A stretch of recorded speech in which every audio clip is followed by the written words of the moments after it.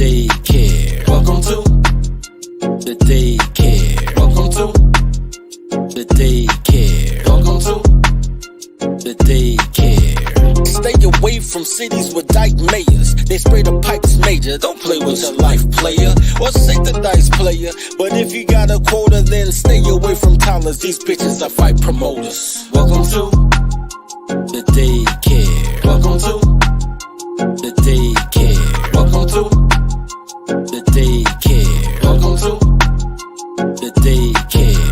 Train your toddler. Please train your toddler. Whippings, timeouts, take her allowance. Fucking, I'm tired of rapping. Yo, Lo, bring in the choir. Welcome to the daycare. Welcome to the daycare. Welcome to the daycare. Welcome to the daycare.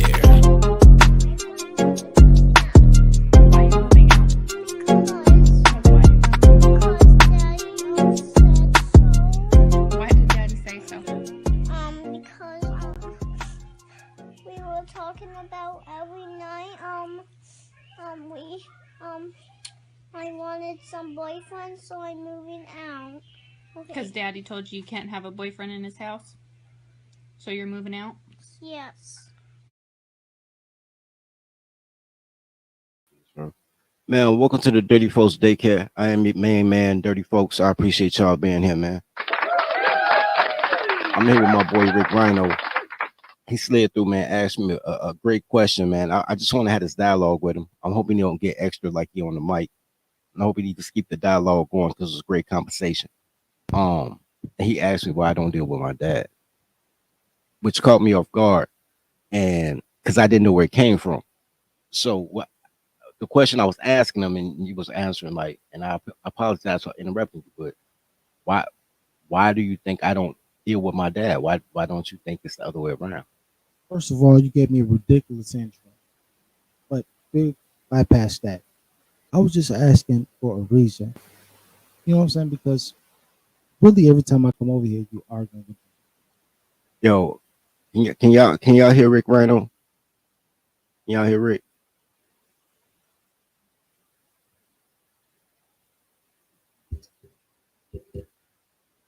They should be able to hear you, man. The soundboard work. They should be able to hear you. Can you guys hear me? You guys heard me before, man. Yo, can you guys hear Rick? Nah, bro, I don't. They can hear you. Bro, I don't argue with men. I don't argue. I don't even argue with women anymore. I used to argue with women as a substitution for fighting. Like you arguing up and down, you be quiet, you try to lead a crib, blah blah blah, because you don't want to hit a girl. Now I just, now I just how roofing girls, bro. I ain't gonna argue too much with a girl no more, bro. I just take it to your chest. I don't have time for all that. But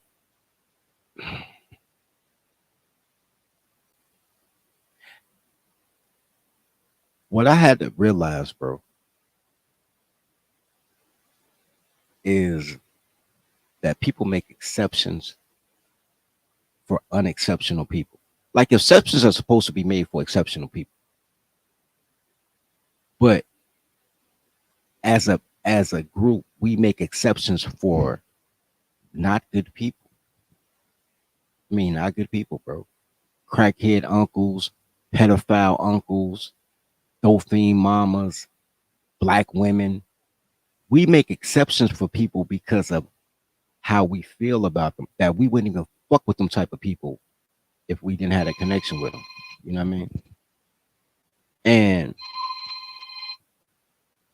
I had to. Man, your phone loud as shit.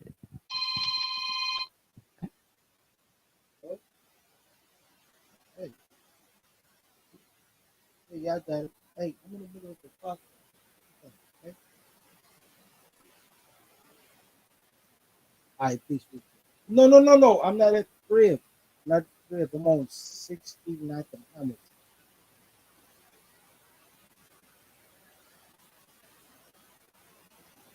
Nigga, wow. Okay. I love it. Look at you, loving family members. That's Hey, so listen, cute. sorry about that. Look, I love everything about you, man. Everything about you is dope. Everything about you, everything that you say is real, and everything that you say is right.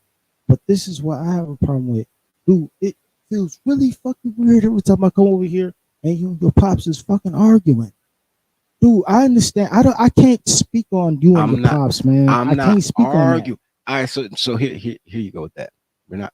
I don't argue with my dad. You argue with my goddamn dad. I didn't argue with your dad. I simply told your dad, hey, okay, See, no, because I had to understand what you think an argument is. I'll say something that old men will disagree with, and that old men will go on a rant, and I don't talk. They'll go on a rant, and that's not an argument. That is a one-way old man stay off my lawn conversation. I'm not part of an argument. Right, I ain't hearing none of that shit you talking about, young blood. And that, but that's not like with your dad. When I told your dad, I was like, yo, I think I think he can get a crazy check. Like, get that nigga some SSI, for coming back from nah, cause you went to the Iraq war. Like, I think everybody we had that whole conversation with all the vets, how they was getting chopped up, acting like they crazy when they came back home. I'm like, and I'll talk to your dad because I know he a contract. I know he been in the game 35 years, right? So I'm like, yo, your son did service. He served the country. Let's get one of them crazy shit. Ain't shit wrong with my son. That mother ain't crazy. But that wasn't me arguing with him. That's him going wild. Like, basically, now fuck my son. But that's how boomers talk about like they sons ain't no, men. there's a lot of things in the language that you know, you're not owning up to. You know what I'm saying? I'm not owning up to. I didn't argue with your dad. You said a whole lot of things that ain't really on it. So I didn't. I didn't go hard on your dad. Like, here's the thing. Here's the thing. I love you for everything that I got in my life, but you're not saying that back to me. And this is what your fans, they're not missing it. They're not missing that. You know what I'm saying? They're really, really actually not. But they all have the same question. What's the problem? the problem is older men live for the love of women. No. Older men live for the love of themselves. They Okay, I'll go with selfish that. as fuck. I'll go with that. Selfish. I'll argue that. I'll argue that. You get the W on Selfish that. as fuck. You I get can the tell W you on why that. they selfish as fuck. They selfish as fuck because they spoiled. Everything was given to them. I agree with that. And everything wasn't given to us. We had to fight for every fucking thing that we had. Right now, I'm 49 years old. I'm about to be 50. Okay? February 12th, I'll be 50 next year. Okay? And I'm still going to be fighting for what the fuck is mine. But my dad didn't have to do that. My granddad didn't have to do that. But these old niggas, that, like, you can't ask them nothing. You can't ask them nothing without them getting fresh with you. Hey, can I ask you a question, sir? I don't know if you can, but you may. You know, I'll slap the fucking They shit do out of that a you. lot, bro. You ain't lying. You ain't Can you lying. please expound on that? No, you not. It's You too can't. much. You can't even ask somebody how your day going. Like, everybody's like, man, how you doing, man? I'm straight. I'm fine. Thanks. I'm good. Even me, y'all be like, how you doing? I go 1990s with it, broke, starving, and gang banging. But it just be a general thing. They'll literally tell you how they feeling at that very moment, For like you give sure, a I'm fuck. 49. I'll be 60 in 10 years, 11 years. All right. If a shorty came up to me and said, "Hey, can I ask you a question, sir?" I'm gonna be like, "Sure, son. What up?" That's it. That's all. That's how you're supposed to answer that question. You're not supposed to do no extra shit, and no extra Larry salt, no shit like that. That's how you. If you're a man, see, that's the thing. We finna have a whole bunch of motherfucking masculine fucking male females in like 20 years, and it's gonna look silly as hell. It's gonna look really silly. I'm 49. Ricky Mackey. I'm 49 years old. I will be 60, okay, in 11 years. And I guarantee you, if one of the shorties, when I'm 60, if God willing I'm alive, and they come to me and say, hey, can I ask you a quick question, sir? I'm like, what up, shorty? What's up now, I man? don't know, bro. Holla at me. The shows be wilding on you. But here's the thing, and Get my point, though. I Right? get you, and I'm a dude who cups shorties. Like y'all know, I cup shorties. Had little niggas out here, 60 niggas in the park. Like, man, what's up, chairman? Like, I get it, but here's the thing, bro. Our and and this is how I relate it to women. And it's not, but you're right. I'm gonna give you that the entire boomer generation is selfish as fuck, right? But the men that they chose to be fathers were those same selfish men who saw them as a bill, right? Like something to obtain, and I'm a cake owner, and I'm gonna get in the crib, blah blah blah. So you have a whole generation, like all the men, like bro, I'll never have black kids. Like in my later years, I might have some beige babies out here. I might be able to pull up on a white girl and have a kid. I would never have a child because black women don't like masculine men. Black women don't like men who they can't call a parole officer on. Black women don't like educated men. They call themselves sapiosexuals till they find a smart nigga, and then they get mad that they can't outsmart. Like, bitch, the whole reason you said you like me is because I'm smart. And now you don't like me because I'm smart. So when you look at the type of men who get to spend an exorbitant amount of time around a woman and a child, they're normally selfish men. Which is why I'm like, does black legacy exist? Do black fathers matter? If you're not doing it for your last name, if you're doing it for love, then your kids don't matter. And that's the boomers, right? They'll leave their kids with the next bitch can have 3 kids or no kids. It don't matter. They had a choice. We didn't have a choice. They had all the choice. And then they made the law so we wouldn't have a choice. I can't put myself in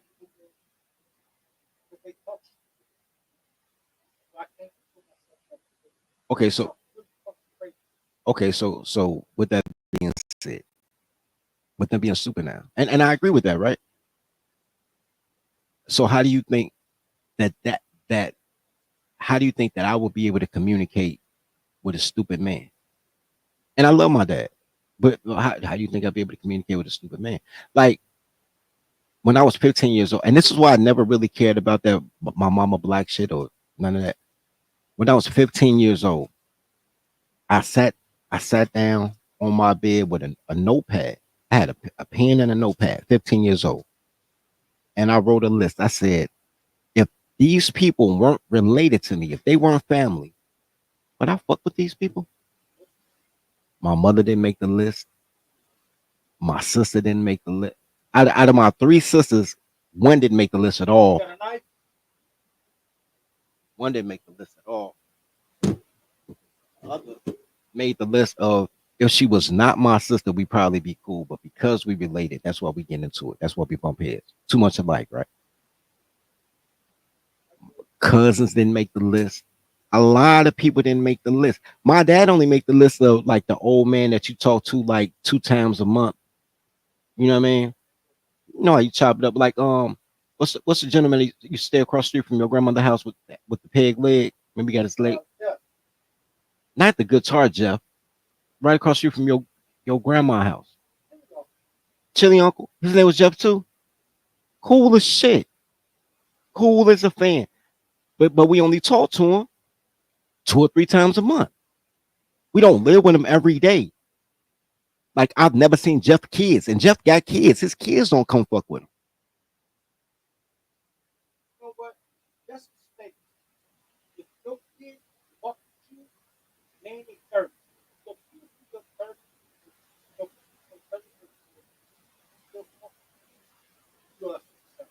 That's cool, except you ain't nowhere near the mic though. Say it now. Yeah. If your kids fuck with you and they in their 30s and 40s, you're successful. If your kids fuck with you, your parent, if your kids fuck with you in your 30s, in their 30s and 40s, you are successful. Oh.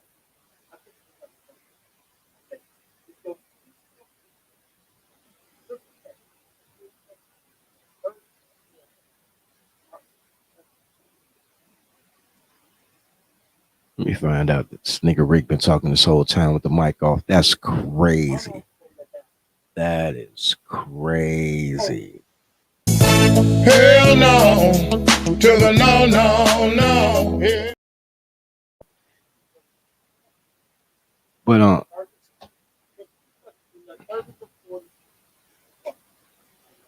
on, wait, no, you ain't even gotta do that. Wait, Rick, where's the mic stand that I gave you with the mic? Because then you can just put the mic stand right there while you roll up and drink and anything else. You ain't got to worry about remembering you got a mic. Talk to the people outside.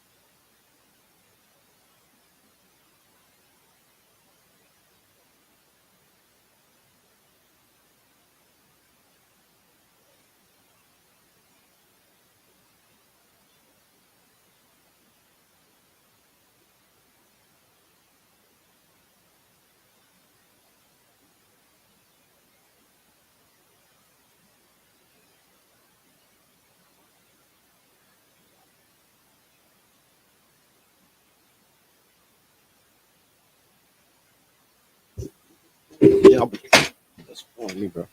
I ain't gonna lie, that's more than me. When I handed you the mic, the stand was on the mic.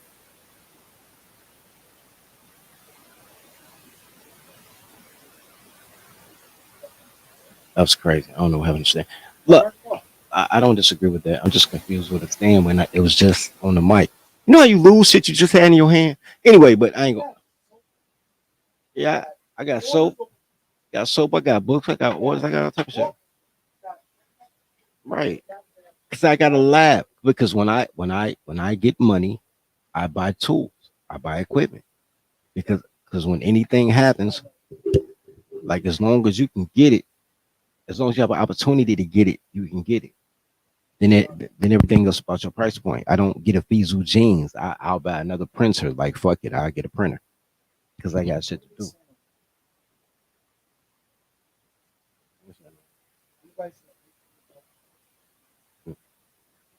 I dropped the link though if people want to come up and join this conversation. Oh shit, it's right here, bro. That's a light, bro. That's a photo floodlight. I don't know what happened. Anyway, I'll do you one better, Ray. What you said is right. Bro, that's what you gonna do with the mic. This niggerish. This niggas doing nigga shit. It's cool. More than that. More than more than if you in your 30s, if you still talk to your parents when you in your I say 20s. My mentees don't talk to they dads and they in their 20s. If if if your child doesn't talk to you, especially your sons, all right? Because even if you're a shitty dad, your daughter still fuck with you and pimp you for money.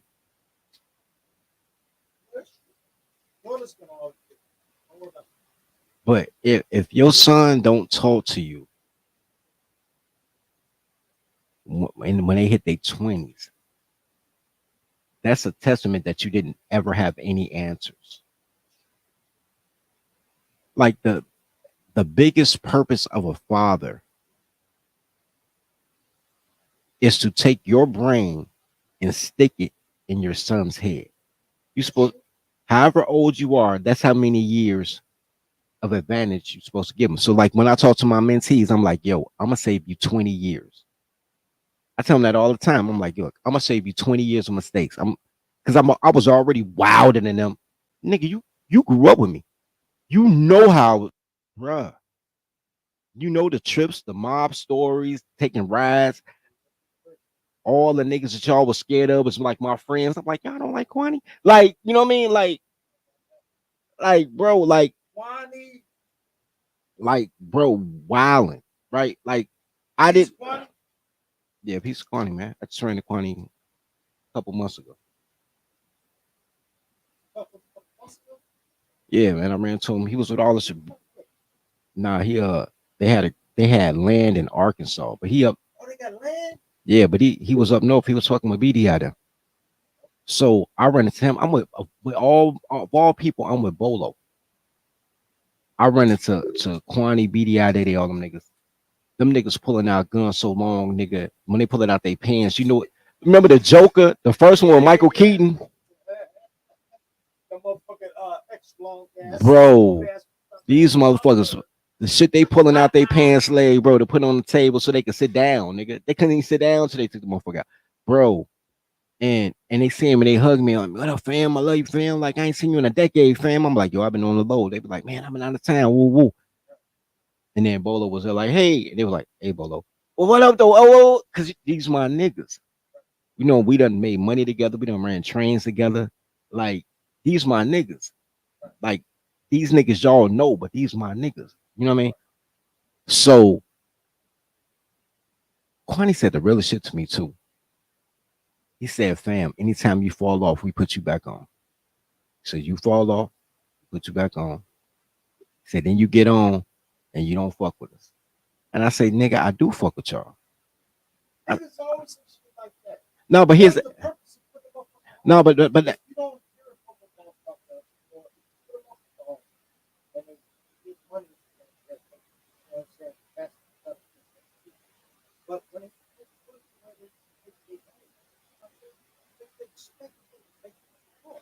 I ain't even cut off. I still came through in the all blue buggy. I still came through in the forest green caddy. I still came through in that silver other caddy, the Eldorado. I still came through. My whole thing is the blue buggy, that Montero truck. I still came through with that all blue buggy. Like I still came through. I just don't hang out. I give y'all 2 hours. You know what I'm saying? Everybody drinking and smoking. I put some food on the grill. By the time I get my brat, I know y'all niggas, so I don't say bye. I just disappear. I just slide through the gangway and disappear. You know what I mean? I don't just do all the hugs like, all right, bro, I see y'all later. Like in the middle of a conversation, I'd be laughing like, ha ha, and then I just slide through the cut and pull off, right? But I come through because y'all see me.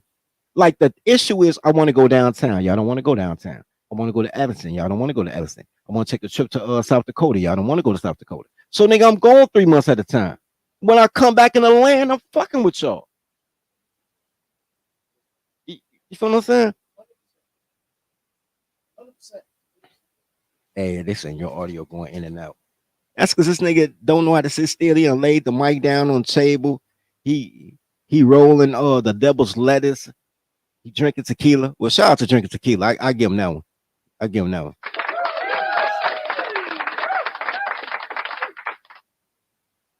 And because I don't know where the mic stand at, but the mic stand was on the mic when I handed him the mic. I ain't gonna front. I ain't saying he misplaced it or I misplaced it, but it's misplaced. I don't know what's that. It was on the mic. Listen, man, don't I'm not right. We are, but I want them to hear what you have to say about it. You going in and out because the mic is too far from you, which is why the mic stand would have been perfect because you could have put it right there. Yeah, put it on that.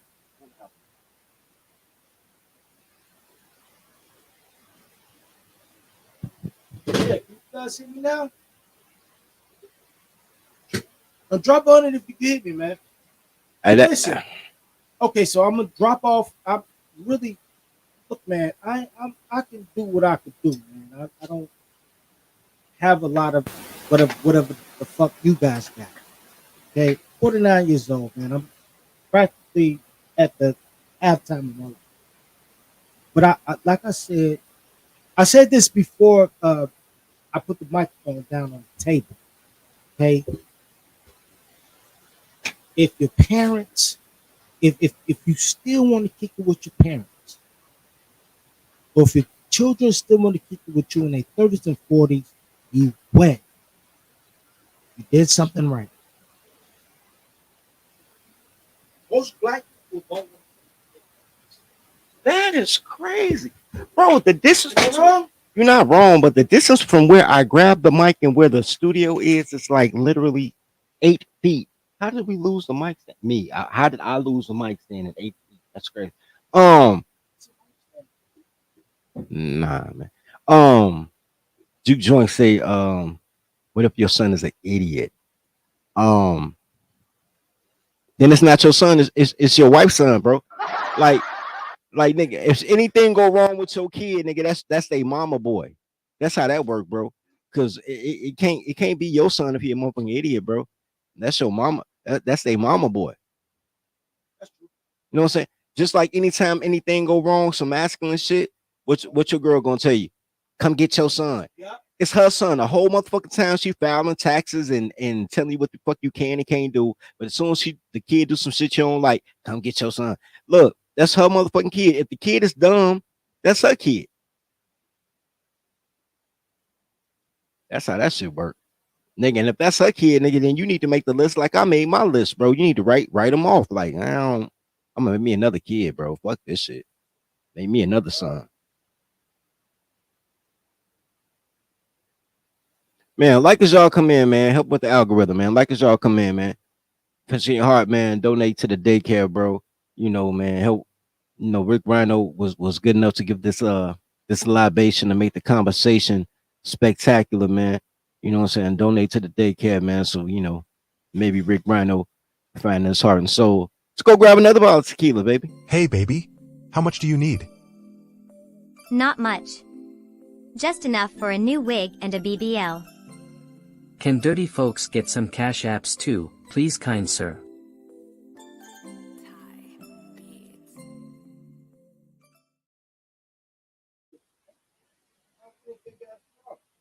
Yeah, it is a huge problem. Like, have you ever seen how you ever watched me bully old people? That you seen it. Wayne see it. Have you ever watched it? Like to the point that I don't know why I'm doing it until Wayne or somebody be like, yo, fam, please don't. I'm like, don't what? Like, please don't. No, I don't. I give people chances. No, what you do, but in that vein that you give them the chance that you humiliate the fuck.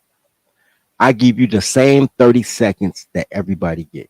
You only get 30 seconds to make a first impression. If your 30 seconds is fucked up, this is where we are now.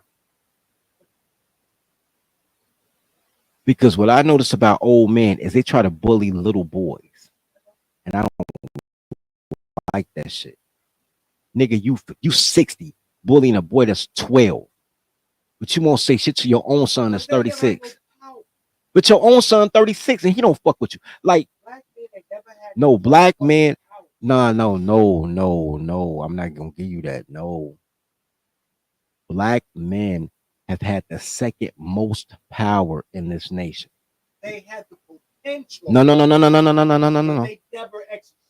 Whether you exercise it or not does not mean that's like saying you don't have muscles. If you exercise, you'll have plenty muscles.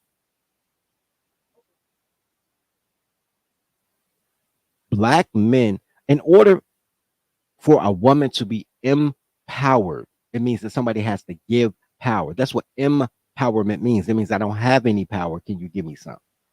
What if I told you that I was No. I'm going to what you're saying. So when black men had the opportunity to have power, they was so fucking cowardly. They empowered their woman. So they gave away their power. It's not that they never had power. Every time they get power, they hand that shit off. I took out the fucking stream with Izzy Bands. A nigga coming there talking about some. Yeah, most of that goofy shit revolve drugs or women. Goofy shit be drugs. Handful of times you might catch a nigga pay 40,000 for a race car and crash that bitch drag racing. That's some goofy shit. But that's very rare to hear black people do that. It's normally drugs or women. It's normally drugs or women. They goofy shit is never like some adventurous shit. Like, man, he did some goofy shit. He hopped out of a plane. When I say explore their life, I talk about go like travel. You know what I'm saying? See different kinds of women. Experience different kinds of, you know what I'm saying, places to go. You know what I'm saying? That people with different kind of vibe. Black ain't that. Black is power. The first thing you want to do is press upon that on you. That's why I said, hey, can I ask you a question, sir? I don't know if you can, but you may.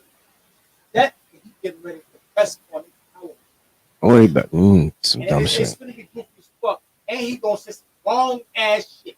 Yeah, it's gonna be wrong information. Old niggas always gonna give wrong. That was my issue with Jamal Green, the little homie that was running for mayor that just had a fight with Roland Martin. My issue with Jamal Green is when I met him, he was surrounded and he was young, bro. He was like 19, 20 years old when I met him. And his whole staff was niggas in their 60s.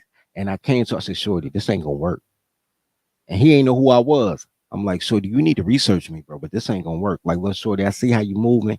I like you, but a king is only as wise as his counsel. And your whole counsel is boomers, bro. Right. This shit not gonna work. And then doing and then in the course of the 10 years I've known Shorty, like I had to quit fucking with him in public. Like I still like Jamal. Like me and Jamal, cool. I say my shit. But I had to quit fucking with in public because when I say man shit, black women will get mad at him for agreeing with me. So it'll be like an issue. And I go through this with a lot of people, with comedian L, with a lot of people. They like, man, folks, you are a nigga, but you fuck up the money because black women don't like you. And I'm like, yo, black women love me. They just hate everything. The more they say they hate me is the more they want to fuck me. Like y'all don't understand black women. You think they real people. They not real people. Like these bitches are NPCs, bro. Like, don't worry about that shit. You know what I mean? But if you feel like you have so little power that you can't beat a bitch, if you can't argue with a woman, you can't rationalize like a bitch is better. Then what am I going to do with you? It's like when we met rest in peace to Conto. When me and Conto went to that chili cookout, and everybody saw the video of Conto brought his own season to a chili cookout. But that's the day we met Brandon Johnson. And yeah, the mayor. And when we get in that motherfucking, I say, yo, you know, it's your boy. I like, yo, we gonna be friends. And the nigga say, it depends. Are you going? He's like, man, we could be friends, but you gotta quit calling women toddlers. I was like, oh shit, we can't be friends then. Oh, fuck that. I'm calling women toddlers. Right. So now you're trying to take you. Listen, if you want to change, up the stuff, so I'm not gonna tell you what the rule is. Okay. I know what the rule is. But this is my opinion about what the rule is. No. You know what the rule is? To a man, you know the problem is what we have to do. No, I'm calling them the but to the day that I die, that's it. But that's an integrity thing on my part, right? Like, am I going to go away from my own belief system just to be cool with you? Nah, nigga. Next thing you know, you at a Diddy party. You know what I'm saying? Next thing you know, you at a Diddy party. As soon as I make concessions on who I am as a person, next thing you know, you at a Diddy party. That's what they're going to do. That's the first thing they're going to try to change. If you tell them the first thing they're going to fucking do, the very first thing that they're going to fucking do, and I'm talking about women. I'm specifically about black women, but now this is going to be for all women. The first thing that's gonna do is try to change. And on this one, what's wrong with Not on this one. I got to reverse and say these was men defending black women. Like, you can't call them toddlers. And I'm like, No, we don't do all that. and I'm like, bro, really? And bro, because you got to understand how I'm looking. Like, did y'all really just come to me with this? Did the mayor's staff just come to me with this? That's what we call off the head, but that's compromising. You're not compromising nothing. You know my biggest problem, bro? I love your podcast. I try to subscribe, but I can't get anything from it. You know what I love? Sorry. You know what I don't like? I don't like all these fucking trying to be like Evan said, stop doing that. You're not you. Nah, You're not. I was never a Kevin Samuels fan, but No, what you a fan of that, okay? no, I get. It's not that, man. But It's not that. You okay? Listen, you have to understand, bro. If y'all can hear me, okay. Oak is not a fan of Kevin Samuels. You don't give a fuck about whether he's a fan of Kevin Samuels or not. Kevin Samuels broke the spell. it's a now you can't hear. Okay, then we have Richard Cooper. What you doing? All right, make sure they can hear you, bro. Kevin Samuels broke the spell. But just because the spell is broken doesn't mean that you're ready to pick on bitches. You're not ready to do that. Listen, do you realize that most of us have been raised by these women? These women, they're masculine as fuck. So that's why they look. I saw a podcast. I don't know the name of the podcast. But it was a guy talking to a female, it was a black chick. I don't know where she was from. American black chick. Definitely from America. And she was very fucking masculine. She threw a drink in the whole space and walked off. You know why she did that? Because niggas would be like, that's late, that's women. No, it's not women. That's not women. Okay? Most of us have been raised by women who have never had a man. And they raise young boys. Okay? And now these young boys is like that's the reason for all of these mass ass young deaths. I would argue that they were raised by men who told you to defer to women. Don't hit your mama. Don't hit your sister. Girls gonna be girls. Happy wife, happy life. I'm not condoning hitting women. I am, but listen. You have okay. You hear this? And now listen to me. Okay, it depends on what a woman is. I am not me. I'm never going to hit a woman. No, I am. But listen. But that depends. It don't depend on shit. But you're getting past the top. But you're getting past the top. Just because they're born female doesn't mean she's a lady. But let's bring it back to the topic, because it wasn't even about women. It was about, do black fathers even matter? Because if black women had that much power in the black community, do black fathers even matter? Because like the thing that this is the one thing that Kevin Samuels did that made him popular. He won an argument with a toddler. And people said, oh my God, he won an argument. I've never heard a man win an argument with a toddler. And I'm like, y'all never been outside, because all we do is win. Like, my whole game is disrespecting girls. If you come from that era, that 1990s era, like, bro, that's the whole thing. Like, shorty break you down to build you back up like the Marines. So how could you have never seen somebody bitch be bad as hell with a freckle? Oh, freckle face ass. I'm just saying. No, I'm just saying it. I'm just saying as an example. She could be bad as fuck, but she got a freckle. But all that. But she got all that.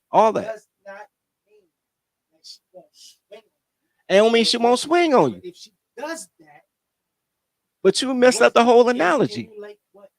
But that's not even a man. That's a child. That's what. That's not even a man. That's a child. Because men just don't go around swinging on strangers. But my analogy was she.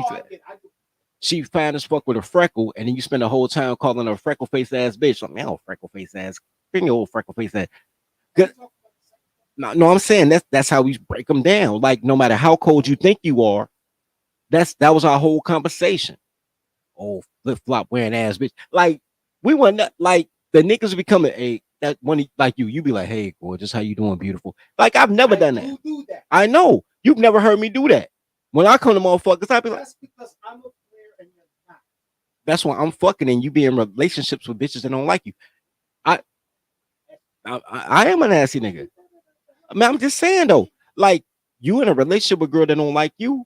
I'm fucking a girl I know don't like me. They don't like us. Period. Okay, fine. Look, this is all I'm saying.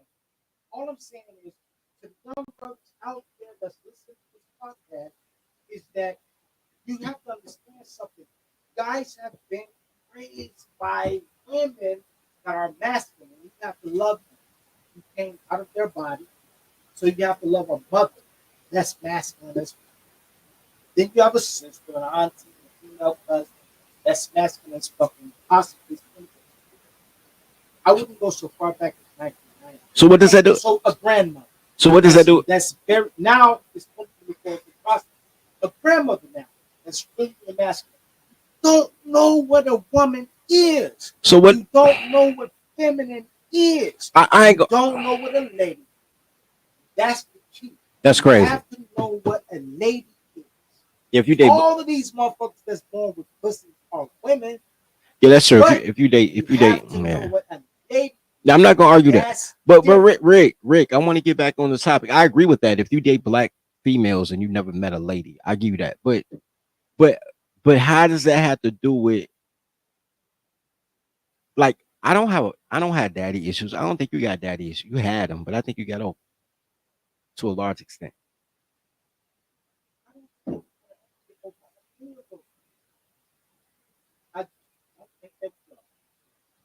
I'm not going to disagree with that.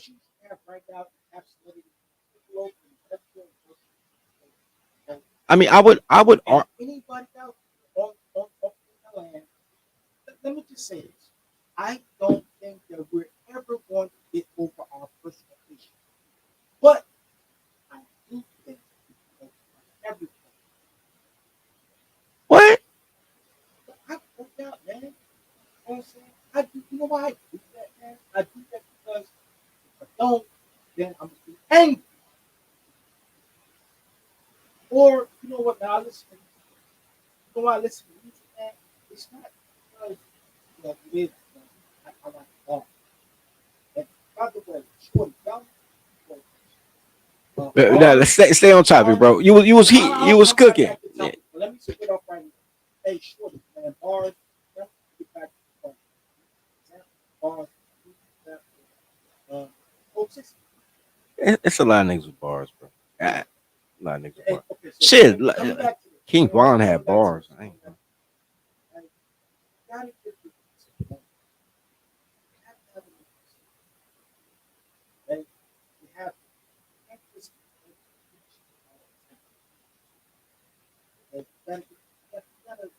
Get some metal.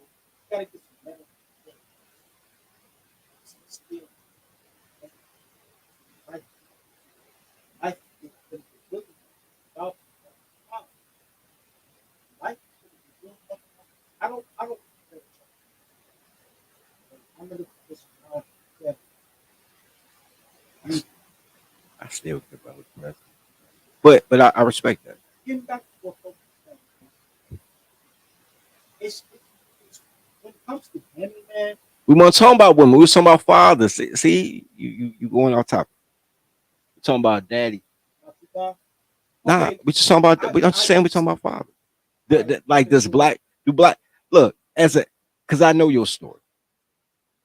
I know your story, and I know your daddy's story because I know your story. Right. So I ain't gonna put your story out there. It's your story to tell. But like when I wanted to know where I came from, right? And I had talked to my dad, like, who are my uncles? Because my dad ran away from his family. I knew who my grandfather was. Well, I knew I asked that too. I asked all those questions, right? Like, who was your? I asked my dad, who was your dad? Because I know who my grandfather is, but I don't know who. What's his first name? William.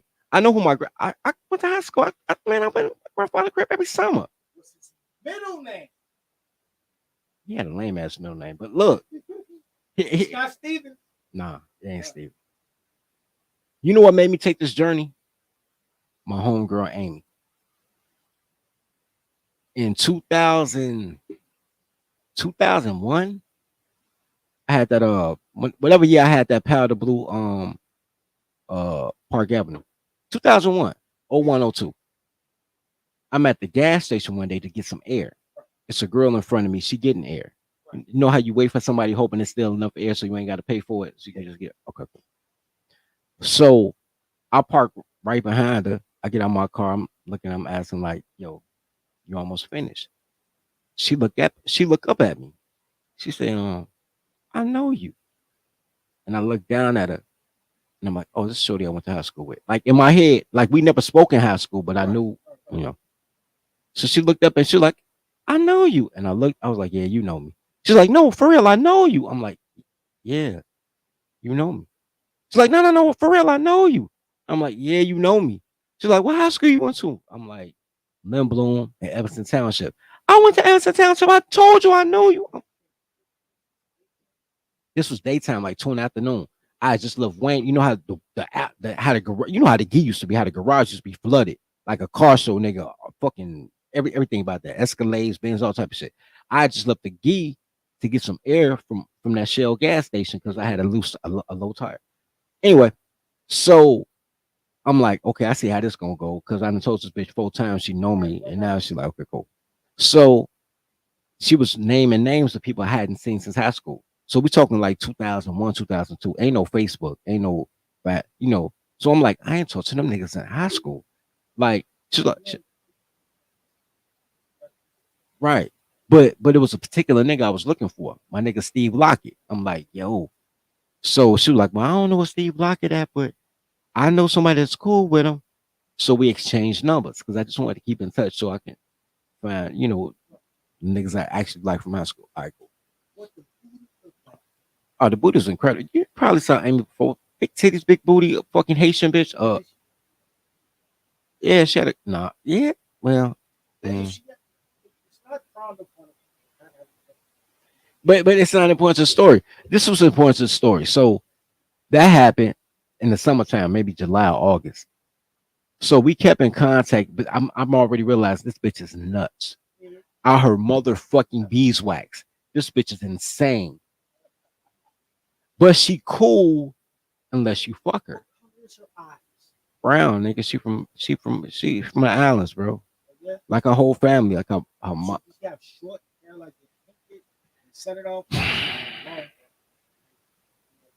Whatever length hair she bought, bro. That's the hair she had that day.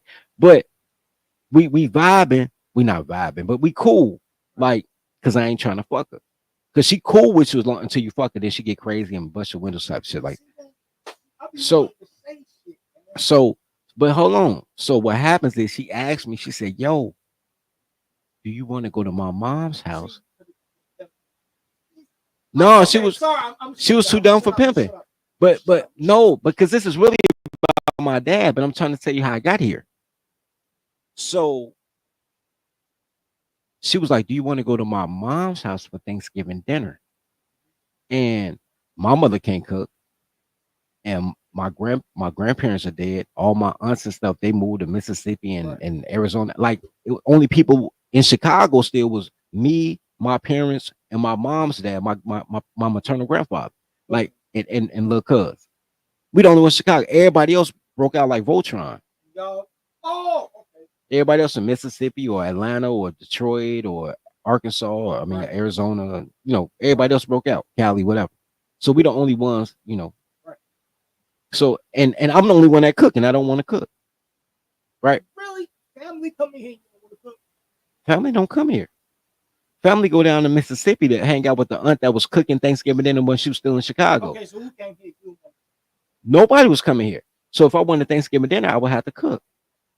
And ain't nobody gonna come but y'all. Like, Cause y'all my family. Like, you know, when you grown, you make your own family in these streets.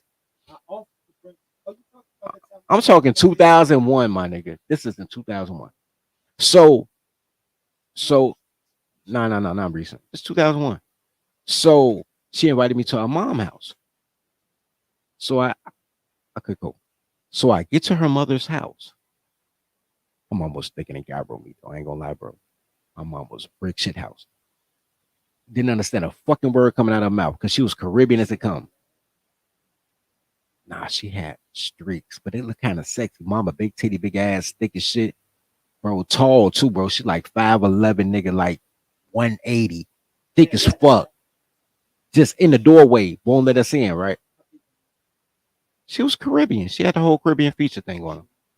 And the whole island talks. Don't understand shit she's saying. All I know is I can't come in. What did you bring this year? Like, Oh, that's Trinity. she might have been Trinity or something. I don't remember. She might have been Trinity though. But she was somewhere in one of them islands, right? So she wouldn't let me in. And my homegirl begging, like, Mama, that's my friend, woo woo. And her mama ice grill what, and this is when I realized my homegirl a hoe. Cause you know them girls that bring a new boyfriend to Thanksgiving every year. And mama just was tired of it. She like, I ain't finna feed another one of your strags, right? Like I understood the vibe. I understood immediately what's going on, right? So I'm listening to my homegirl, right? And she like, nah, mommy, this is my friend. And mama ain't going, arms folded, everything defiant, right? Mama ain't going, right? So then she said, no, mama, this ain't my boyfriend. This somebody I know from school. Right. I know, I agree with mama. I wasn't mad at mama. I'm telling you how the conversation went. She was like, Mama, this ain't nobody I'm talking to. This my friend from high school. And she was like, you might know it. Nah, it was cool though. She's like, you might know a day. So mama still mean mugging me. Mama like, but she Jamaican though. She like, or whatever she Caribbean. She like, oh, we talking about you? Oh, okay. Right. She was talking about me because I'm 30. But mama wouldn't let us in. Mama in front of the door, like, thou shalt not pass type shit. We on the porch while she trying to plead her case for me to get in the house. She's like, no, mama, no, listen. So her mama turned to me, was like, who your daddy? Who your father? Who your father? And I'm like, my father, Steve. She like, I don't know a Steve. You got any uncles? I said, yeah, I got uncles. Who your uncle? I said, because my uncle Mike was popular as shit. Like high school star, played college football with Dick Buckers. He was an alderman, all types of shit. My uncle Mike was that nigga. So I was like, yo, I got an Uncle Mike. No, I don't know no Uncle Mike. I don't know no Michael. I said, I don't know, but bro, I don't know. I'm freestyling Caribbean. I don't fuck with Caribbean. Like, they did sound like Japanese, so I made it. But then she was like, I was like, well, I said, my dad got a little brother, my Uncle Jerry. She said, Jerome? Jerome is your uncle? Nigga, her whole face lit up. I saw her pussy get wet. She said, oh, Jerome was a charmer. Nigga, she opened her arms, come right in. I said, what the fuck was my Uncle Jerry doing in the 1970s? This nigga. She let me in. She fixed a plate. She told her daughter, you need to have sex with this one. His uncle was a charmer. I said, what the fuck was Uncle Jerry doing? So after I got over the fact that my Uncle Jerry was a player in the 1960s, 1970s, whatever. That was cool. No. I'm getting to the daddy part. But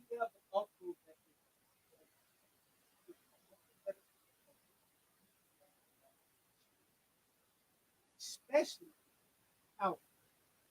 Nah. Apparently my Uncle Jerry.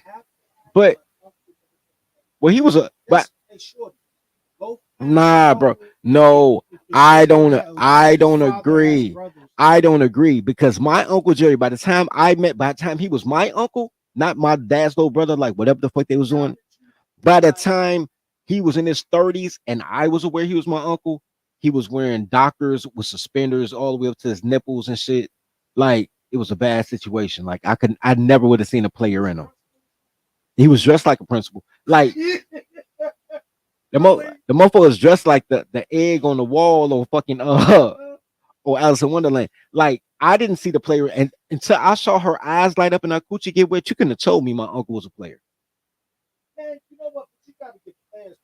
And matter of fact, no, bro, no. Matter of fact, until my grandparents had a picture of some strange fucking black and white picture of some fucking Sears model in a crib, and I asked them why, and they told me that ain't no Sears model. That's your dad in college. And I looked, I said, what the fuck happened to him? Like That's your dad. You saw your daddy. I saw a picture of my dad in college, and the first thing came out of my mouth was, what happened? The same thing came out of my mouth was, and he chose my mama. Like my dad could have had anybody. You was a stud, and this is how you went out. Like like when I met my dad, he was a knock-knee dude with ass crack. You had the plumber's crack going on. You know what I'm saying? That's when I met my dad. The man he was before he fucked my mama was an awesome man, bro. I don't know that guy. I don't know that man. So with all that being said, that made me ask my dad. I said, well, look, everybody knows your brother Mike. Everybody know your mama. Everybody know your daddy. Everybody know both of your brothers. How come nobody knows you, Pop? Like, what was your childhood like that nobody knows you? Right? Cause It's gonna work. yeah, it's gonna work. Cause you gotta think that. Get here, man. Just give me the phone. Don't worry about the cord. Give me the phone. Just go on plus. Cause you gotta think, bro. How long have I been popular? I've been popular my whole life. Plug it up.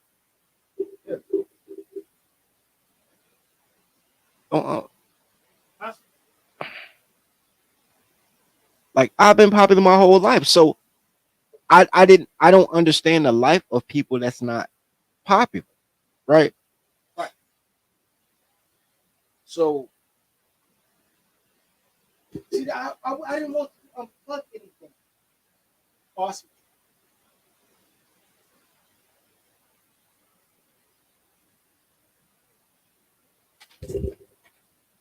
so I'm asking my dad, like, because at that point I'm realizing I've never seen any childhood Took the friends. time out because Oak had to plug my phone up.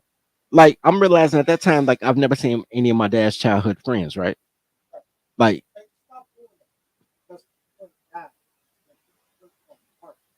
that's cool, but and that's fine. At 50, y'all was cool in y'all teens, y'all 20s, y'all 30s. Y'all kind of got funky in 40s. I knew my dad. You understand? I understand, but I also understand my whole life. I've never seen a childhood friend of my father. Even though you understand, man, I don't need to go the gaps. No, you're not understanding me. So even if you and Wayne never spoke again, Right. you still got, rest in peace to a lot of niggas, but you still got all the niggas on Sunny, right? And then because your family, because of Wuchi and Danny, them they adopt so many niggas, you got all they niggas. You whether or not you choose to fuck with them is on you, but you got all them niggas. Like everybody know you. Nobody knows my dad. And that was fucking with me. I'm like, nobody knows you. Like nobody could tell me who you were in high school. Nobody. No, it's not. It's not natural. It's not natural for nobody to have a we flew a kite story. If you walk out this door right now, we never speak again. If you walk up the store right now, we never get out. Realize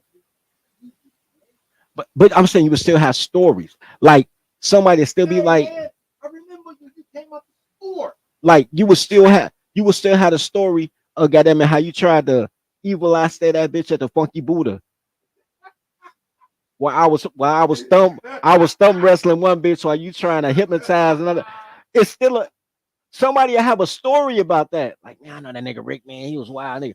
There's still a story. Nobody has a story. It's like you never existed. Like your footprints never hit the sand. you mean by that? Exactly what you mean by that. If nobody can ever speak on you, it's like you never existed, like you never mattered to anybody. Like you just came this motherfucker, ate some jerk chicken and died, and nobody even knew you existed.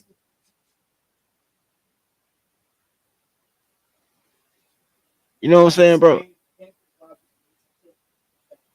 And nobody missed you. Like we ain't even know you died. Like you was so inconsequential, nobody even know you. They didn't even miss you.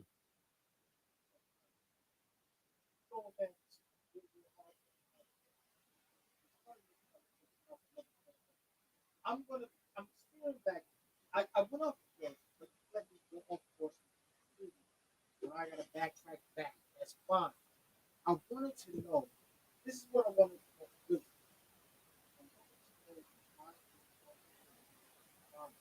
But listen, I get it. I get it. This is something that bothers me so. But it's not. And that's my problem. I don't think this shit is natural. So man, yeah, I heard about that earlier, AJ, man. Rest in peace at James Earl Jones, bro. I ain't gonna kill nobody if he die. I'm gonna do a show about James Earl Jones tomorrow, bro, because he had a phenomenal career, man. We talking Star Wars. Um somebody man. Nah, man, I'm saying my man gave me a super chat. Thank you for the $2 super chat. Nah, man, he was on Star Wars. He did yeah, fucking he was in a bunch of shit, bro. Claudine, yeah, like he was in a bunch of shit. Like I'm gonna do a James Earl Jones tribute tomorrow, bro, because James Earl Jones probably is in more of our childhood memories than we remember. Because his voice was iconic. He was Mustafa and Lion King. Like his voice alone was our whole life, bro. Even without him acting, like James Earl Jones he was special. Shout out to him, man. Him and his white wife and his beige babies. Shout out to Darth Vader. Shout out to Darth Vader. Darth Vader is it? I said the worst. No, you know what? Darth Vader. I'm gonna get Darth Vader. That's Darth. Vader. I'm gonna give you 1A. I think Darth Vader was 1A, and then I think because how iconic it was, I think Mustafa was 1B. Like Darth Vader and Mustafa are the two things that he voiced, and James Earl Jones did it again, baby. Like good shit. Yeah, he was even in James, I love you. oh not the Golden Child, Coming to America. He was a dad in Coming to America. King Joffrey. Icon, bro. Yeah, icon, man. Rest in peace to James Earl Jones, bro. Rest in peace. You see how we knew who James Earl Jones was? He didn't eat that chicken and die, and nobody knew who he was.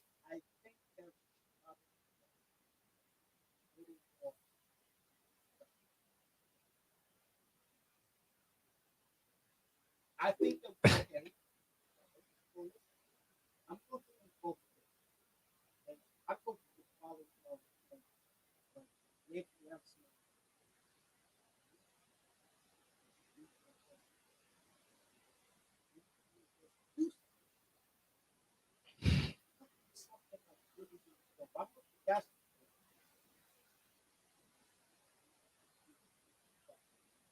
Hey, you know what, man? I just realized You've been laughing at me for like 3 I wasn't laughing at you. I'm laughing at AJ on that motherfucker. Nah, I'm laughing at you. Talking about some man. Don't forget about them beautiful beige babies. That's hilarious, bro. Beautiful beige, because you know he was married to a white woman, right? So when the movie Claudine came out in the 1970s, which was him and Diane Carroll, James Earl Jones, Carroll, but Diane Carroll, gorgeous ass, was acting as the mother of 5 kids. She was a single mom in the projects with 5 kids, and James Earl Jones was going to be the save a whole dude that married her and her 5 kids and took her out the projects, right? And then they did the press release. James Earl Jones, white wife, and Diane Carroll, white husband. Like neither one of them motherfuckers was niggas. Like they both was like crazy. So they playing ghetto black people, and both of them just married to white people like a motherfucker. And James Earl Jones' white wife was a social justice warrior but she was against black women. It is. She was like, for the black man to be free, you got to get rid of the black women. This is in 1970. In the 1970s, when Claudine came out, they did a press rush for it. Check it out. I'm gonna do a show about. Y'all need to write a rhyme about everything we talking about right now. That's gonna make y'all the dope niggas. No, but I might do a show about that tomorrow, man. I think I'm gonna do a James Earl Jones show, and I'm gonna showcase his wife because she said that shit. She was like, black women are vicious. They're horrible people. Like, this is 1970, bro. Like, so she's talking about the boomers and the silent generation bitches. And she was like, yo, he wouldn't have been who he was with a black woman. And this was fucking 60 years ago. Bro, 60 years ago, black men who could read it past the 5th grade level was like, yo, I can't deal with Keisha. Keisha on some bullshit. But we had Nelson Mandela, who spent how many years in a prison? And then he goes. Shit happens, bro. Look, but here's my point, bro. My point was, I'm getting back to the fatherhood shit, right? So my name is my name, and I'll die with my name, and people will treat me to a lesser extent, much lesser, but people will treat me posthumously. No, I'm saying no, not even that, bro. I'm just saying on some humility shit. Posthumously, if I were to die tomorrow, people would treat me like they treated Patrice O'Neal. How nobody knew who Patrice was till he died. Because you know me. I mean, generally speaking, like when Consul introduced me to Patrice was already dead. I didn't know. When Consul was like, man, you be wild and you sound like Patrice O'Neal. I'm like, who the fuck is Patrice O'Neal? And then when I listened to him, I'm like, yo, he sound like. There's really only 3 people you can compare to me. Patrice O'Neal, motherfucking Corey Holcomb, and fucking D. Ray Davis.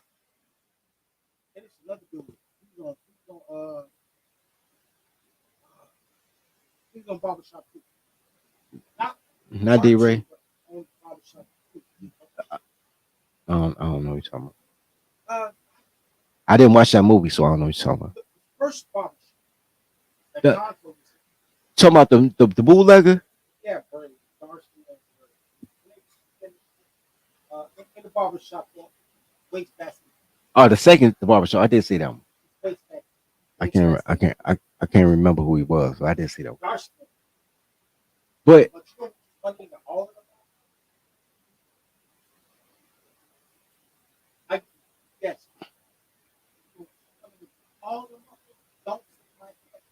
Mike, that's not funny. Oh. Not. Oh.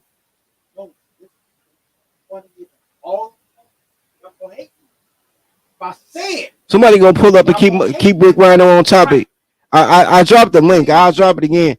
Somebody gonna pull up and keep Rick Rhino on topic. Okay.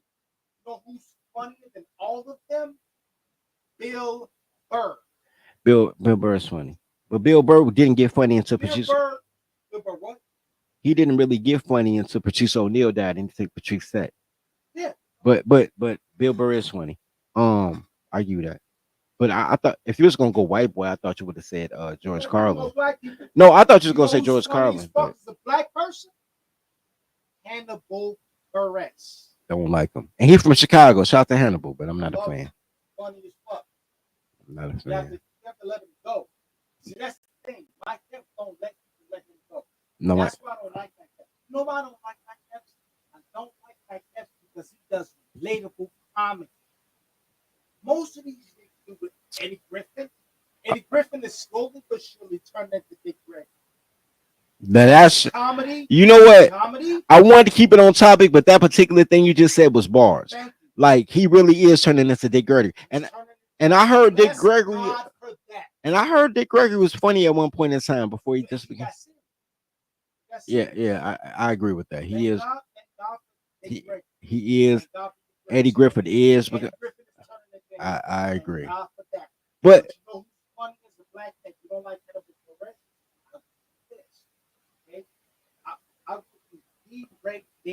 I said D Ray. I said he one of the 3 niggas you compare me to. Corey Holcomb, D Ray, and motherfucking Patrice. One who's like Grandma Stop. What? No, he was like grandma. No, but here's the thing, because you know D-Ray one of the guys, right? You know D-Ray? I know he know y'all.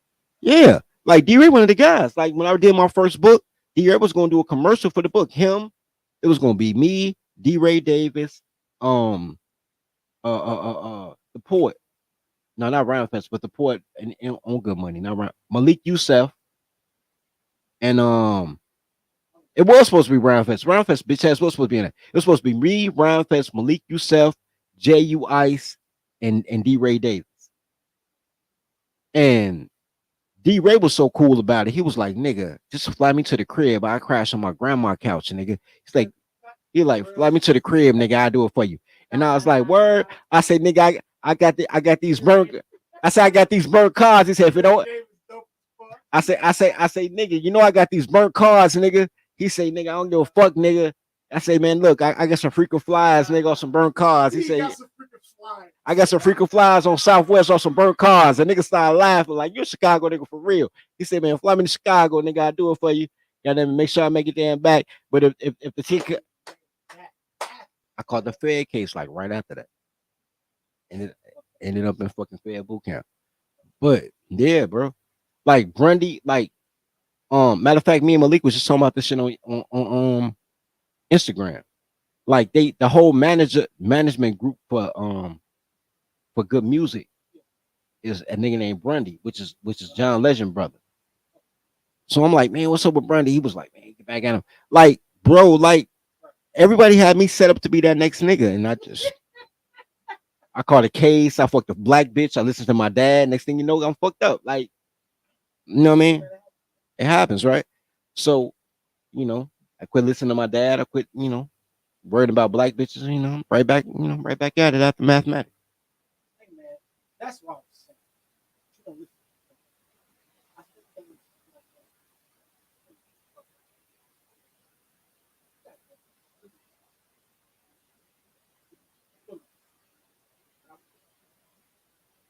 Here we go. All right, how can we?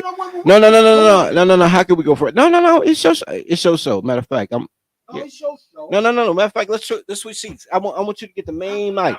I want you to tell me how we can go for it. All right, be cool right there. How can we go further? Tell me how I could be a better me, please. Iron sharpen iron.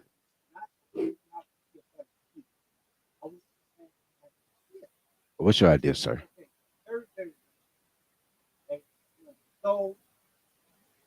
Indulge the people.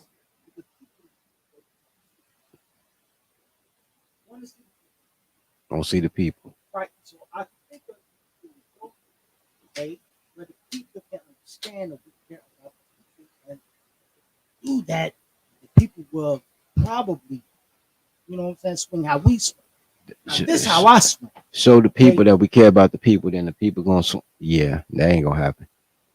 It's happening right now. No, it's not. It's happening right now. No, it's not. This is entertainment.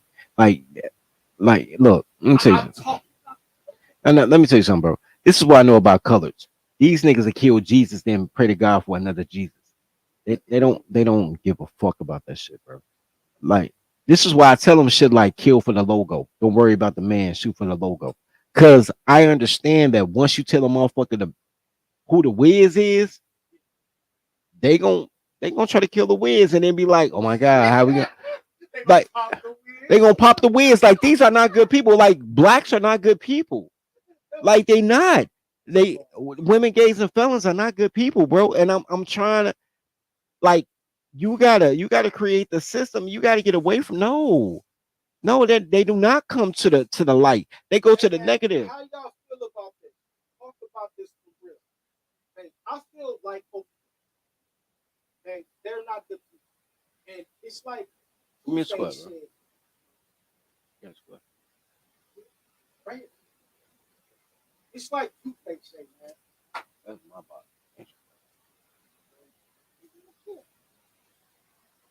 I got it. It's like Two-Face say. It's fake. It's Said something what Two-Face was gonna say, then you forgot what Two-Face was gonna say. I know who you talking about. Damn. I thought I could do it. Two-Face was a cool motherfucker. It's not a cool motherfucker. I would argue that all the Batman's villains was cooler than Batman. Batman had ultimate prep time, but all his villains had a point. Thanos had a point. Fucking Samuel Jackson in Pulp Fiction had a point. I get it. In real life, David Koresh had a point.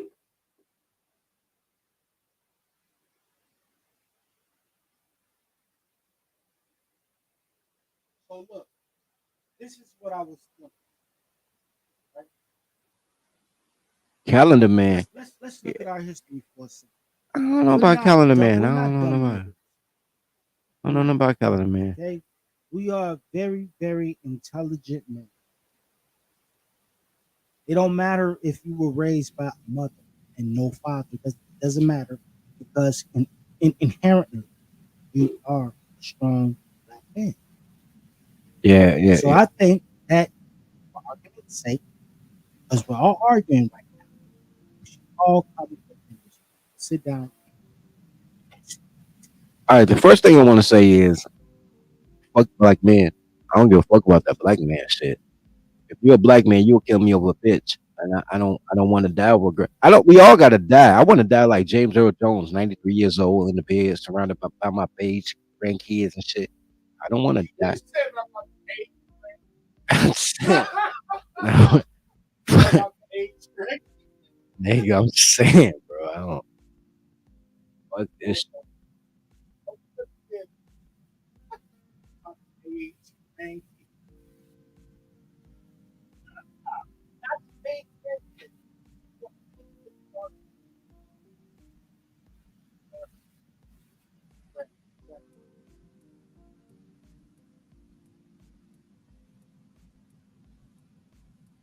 Yeah, Clayface wasn't no real villain. That's all. No, somebody said Clayface wasn't cooler than Batman. I was like, Clayface wasn't. I didn't even think of Clayface when it was talking about villain. I ain't ex fucking actor. No, Clayface is the actor that fucked up their skin trying to get plastic surgery and a BBL. Bad B. No, Two Face was the motherfucker that used to Harvey Dent that used to be the police commissioner, but the police whatever lieutenant, whatever he was in the cops. He was a cop. Clayface was an actor who didn't want to go to the makeup room no more, so he turned his face to clay so he could just dress it up to do a movie. Right, he was basically a boomer. Clayface was a boomer. That's why he never won shit and he never was shit. That's why I forgot about him because he a boomer. Everybody else was a gangster. That motherfucker was a boomer. He ain't got no origin story. Conceit? Conceit is your origin story? Oh, my face look beautiful. That's your origin story? Man, fuck that.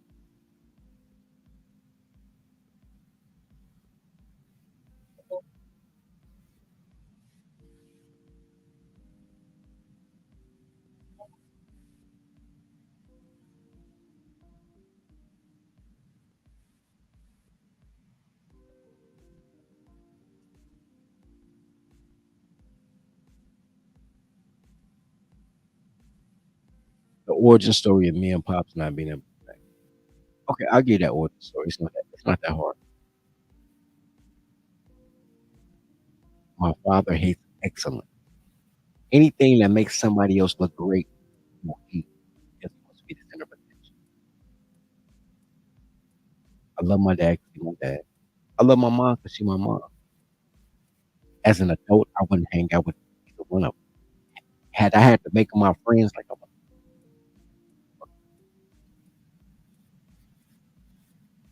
but I love my parents, right? I love them because they're my parents.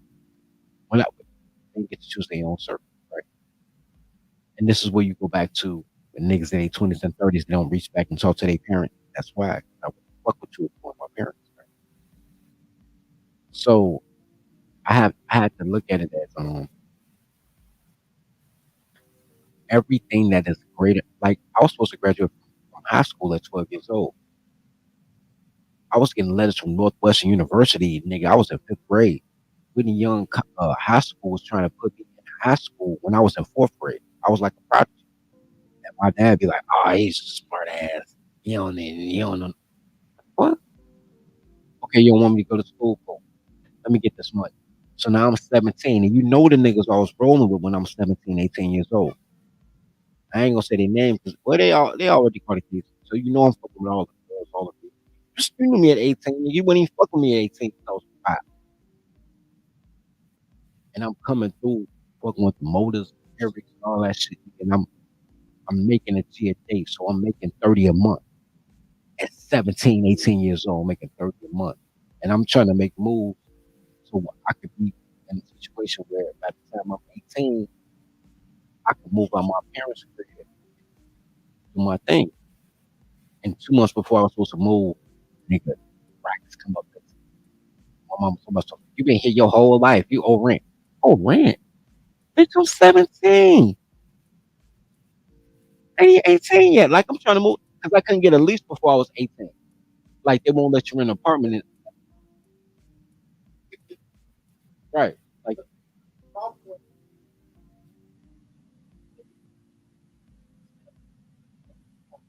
right. So I had all this money hidden under my box spring, under my bed. And I'm like, as soon as I turn, well, my birthday in February, I ain't want to move in February. I'm like, as soon as I'm summertime, I'm my own little apartment. I ain't got no credit or nothing. So I know I need 2 months security plus first month rent. And I know I don't want to live in no slums. So it's going to cost me, we talking 1990s money.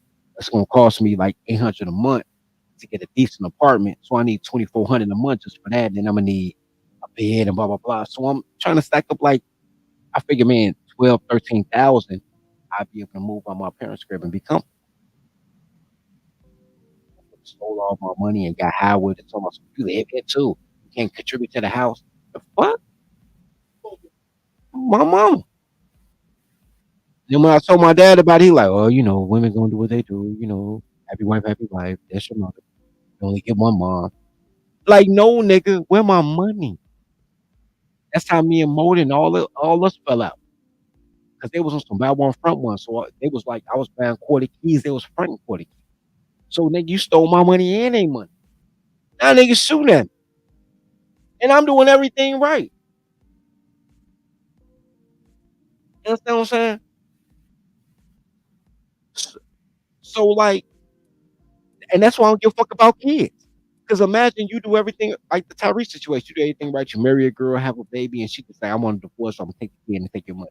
Like I'm doing everything right, and you telling me being right is why you could be as bad as you want to be to me, because you think I won't kill you because I love you. Like they're not good people. Like men, period. All men, regardless of race. But men are awesome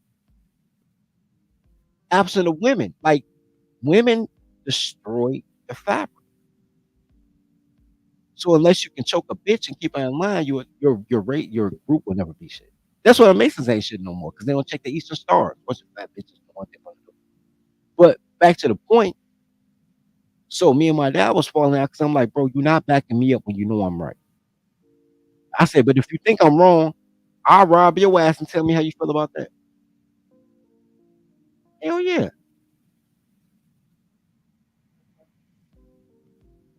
So you going through all these situations where I gotta suspend my manhood when you bring a bitch around, and I can't do that because I'm me before I'm anything.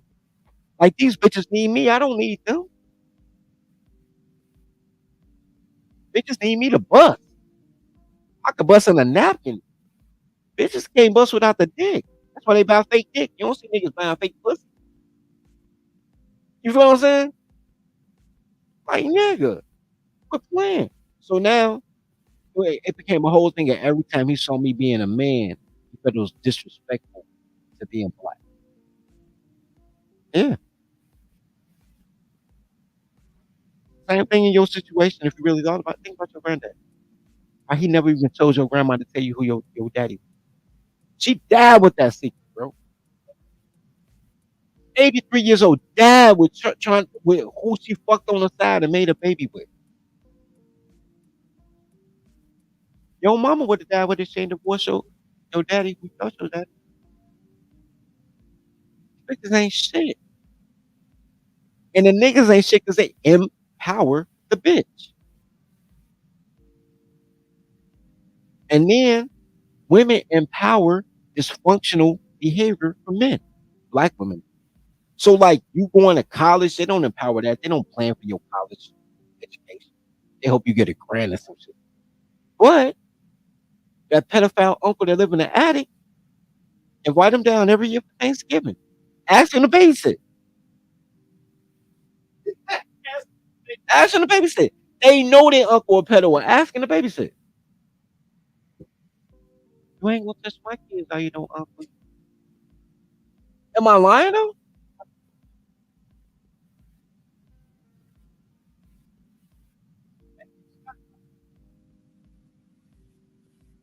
And here's your case.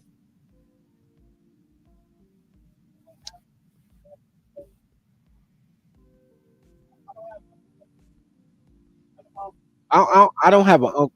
I don't have an uncle that touched me, but I'm saying that you're aware that that it happened not to you, but they got a touchy uncle and everybody to defend them. They got a crackhead uncle and everybody to defend them. You got to tuck your jury, sleep with your jury on because you don't want your uncle to go through the dress up there. So what?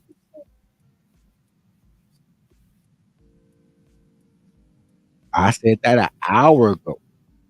Black people, black people just want to be the second worst. Well, black women. Black women want to be the second worst in the band. They don't want to be the worst. They don't want to be the worst. They just want to be second worst. That's why they watch the shows they watch. All the crime shows, all the reality shows. At least I ain't as bad as DD Leaks. It's never I want to be a great person. I just want to see where the bottom at. I ain't as bad as Sukiana. They want to be horrible people. They just don't want to be the worst. So that means that in order to be honest, bro,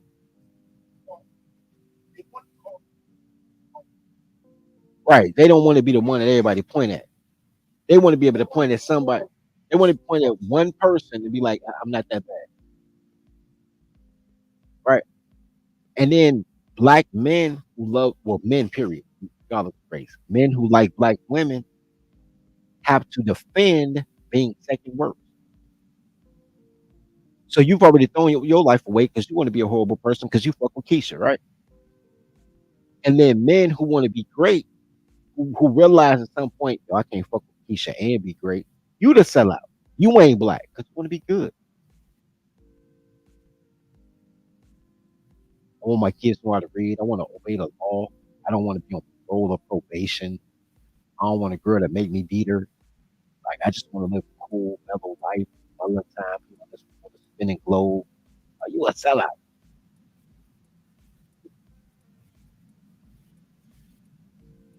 Generally speaking, most men want peace.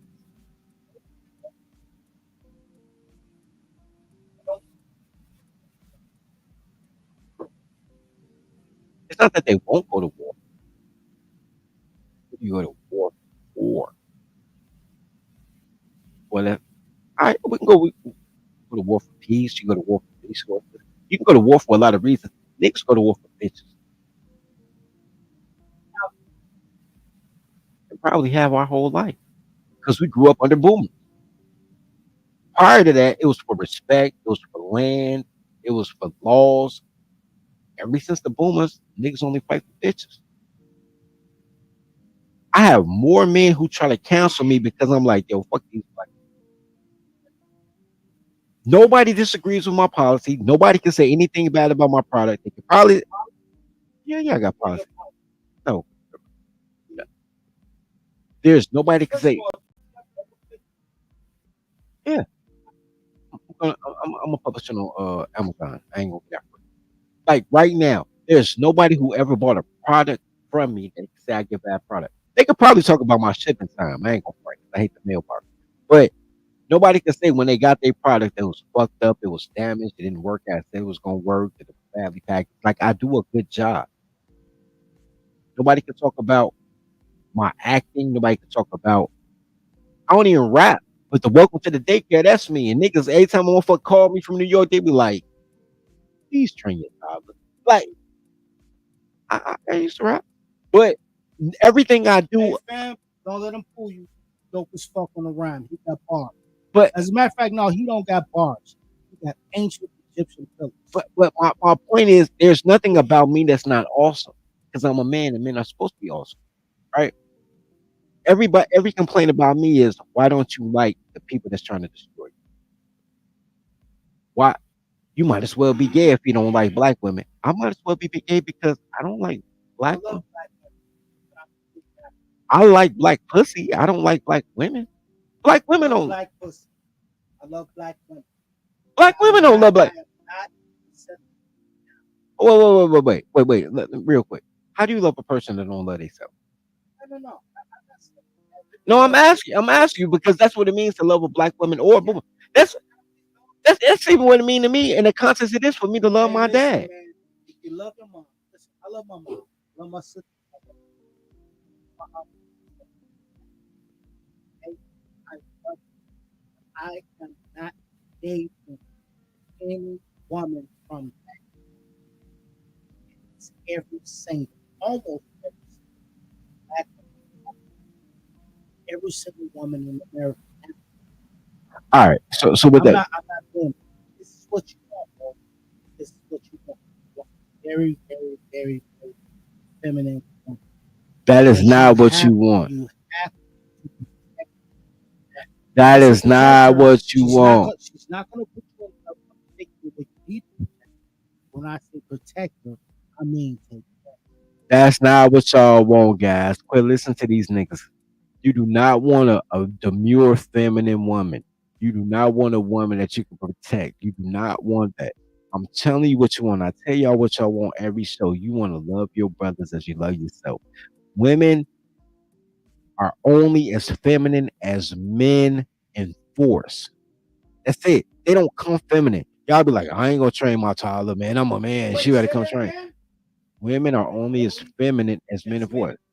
Women only do what women only do what men allow. Like women know they in the wrong. It's just true. Women only do what men allow. Women will be mad all the time. What she's always looking for is another man to fight her man. That's all they're looking for is to promote a fight. They don't want to do shit right. They just want another man to fight her man. If you and your tribe have steadied y'all tolerology to the point that y'all won't fight it over a bitch because you know your brother is in the right, these bitches will get humble. If they cannot get another man to kill their husband for them, they will shut the fuck up and sit down and fry chicken. They only do this shit because the men, you can say the system if you want to, because there's an outside force that allows women to be belligerent and hate you without any type of provocation or penalty. You need to be around the bros who understand that when they catch your ass choking your bitch in the front yard, she probably deserved it because they know you ain't that type of guy to just be choking people because you be bringing the bomba sauce for the jerk chicken, and no nigga that bring bomba sauce really got time to be checking and choking bitches. Women are the least important part of any relationship.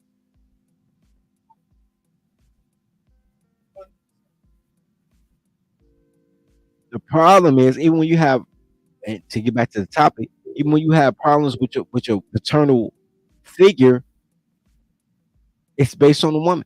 Like okay, and here's another problem I have with my dad. But this is a problem I got with a lot of black men. A lot of black men. My dad thought he believes in his heart that I'm my mother's child.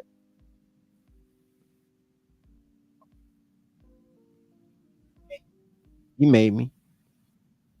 She made me too. Together, yeah. He fucked and made me. Right. Him, like most black men, most matriarchal black men, but believe that the child belongs to the woman. When biology and agriculture and horticulture and everything else tells you that you know a fruit by the seed, niggas believe that, man, I put the fruit in the dirt, so it belongs to the dirt. No, it doesn't, but that's what it is to be black, is to not make sense. Look, you can't see what you're supposed to do is have sex with women and impregnate. That's what you're supposed to do.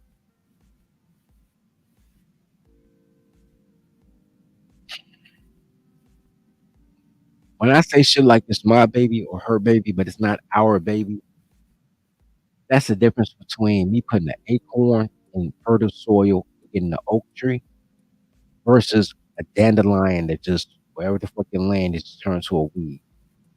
The weeds belong to the dirt. The tree belongs to the acorn. You understand what I'm saying? No, I'm just saying in generally speaking. So, so it's not about even planting the seed, bro. It's not about planting the seed. I get what you're saying, but it's not about planting the seed because then people tell you shit like you got to choose right. Choose good dirt. Like there is no good woman. People say you got to choose right, choose better. That's that's supposition. There is no better NPC, non-playable character. Like if I am playing a video game and you got all these fucking people with no faces in the crowd, you want me to choose the right person in the crowd with no face? How? We the best friend. Can't do that.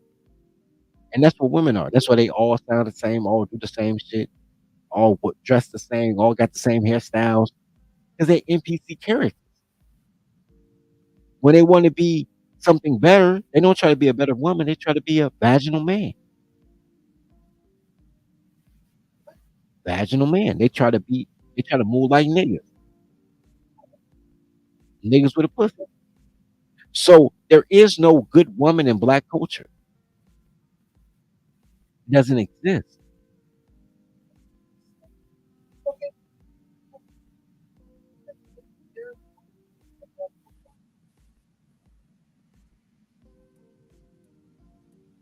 I agree with that.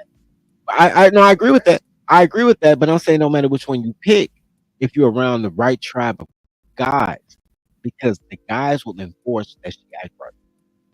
Like right now, we have a black men are the most horrible men on earth.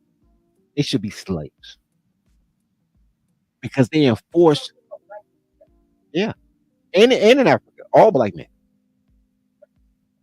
because they enforce the dysfunction of the woman.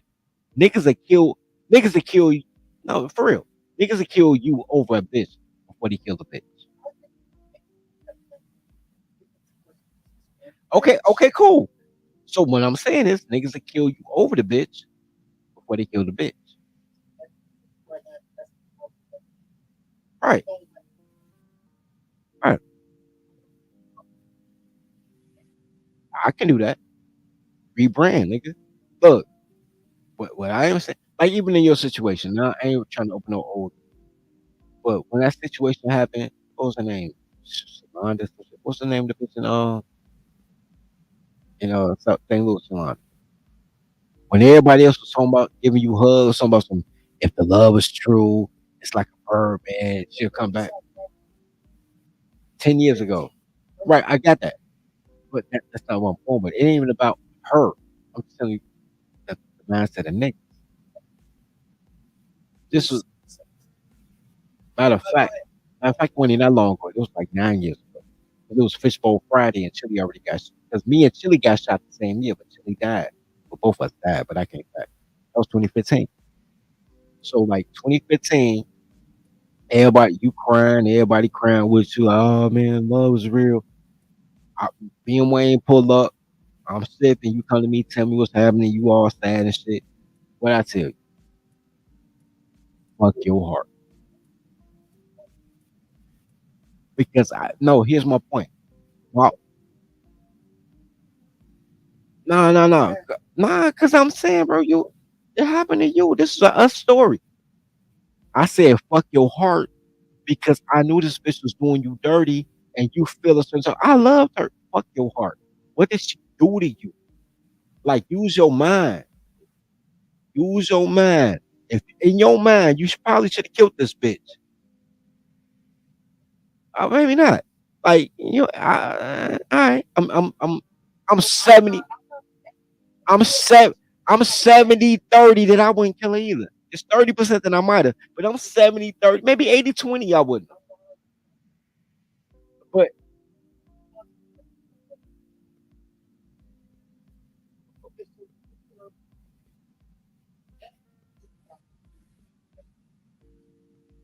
Gonna fuck your heart. So the whole thing is, but it ain't about her or you. It's about everybody who gave you advice. Everybody else supported her, even though she hurt you. I need you to understand that. Everybody that says she'll come back to you, love is real, it's gonna be all right. Nobody gave a fuck about how they cared about you, so they cared about how you felt. But they really was supporting her. Like in their mind, you had to be wrong, and maybe her love would be so great that she'll take you back. Yeah, that's why Wuchi fucked up. That's why your cousin fucked up. Because he didn't think he had that fucking married that bitch, had a baby with her, and she divorced him before I fucking leg hopped out the stirrup. Now she got a baby by another whole nigga. Wuchi was doing great. Goddamn it, she took everything, every motivation he ever had, the motherfucking the kid, the marriage, everything gone, and now that motherfucker going couch to couch again. Cause I told y'all let these bitches inspire you. But you know what? I got this from you. Remember that day we was in Aldi's and you saw that block shaped bitch. I wasn't even paying attention. You just looked at me, was like, yo, man, black woman are so uninspirational. Remember that shit though? No, nigga, you told me that shit. I looked up. I wasn't even paying attention. I was shopping. Bro, I was shopping. We was at the it's shut down now. We was at the Aldi's on 75th and Ash. And yeah, it's gone now, bro. It's gone. But I remember we was shopping in that bitch, bro, and I was just grabbing shit because I was going to grill. I was grabbing, and you was like, "Yo, fam, bro." You was like, "Man, black women are like they are so uninspirational." And I looked up, and I looked at who you was looking at, and that bitch was shaped like a Robo Blocks, and I was like, "All right."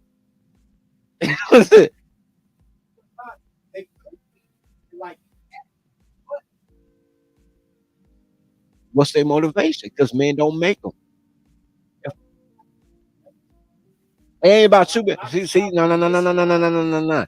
You being in better shape and you drinking less so you can lose weight doesn't make her not a fat bitch. You choking that bitch every day and making her run a motherfucker. You putting a dog leash on her while you watching TV, eating popcorn, drinking tequila, all that shit. And you got a dog leash on her while she on the treadmill. So if she gets tired, the treadmill don't stop and she just fall. And if she falls, she get choked because of the fucking leash on her throat. So she better keep running so she don't choke to death. That inspire. And that sounds sadistic. I know what the fuck a woman is, but they don't come in black. The world know what a woman is, but they don't come in black. The world.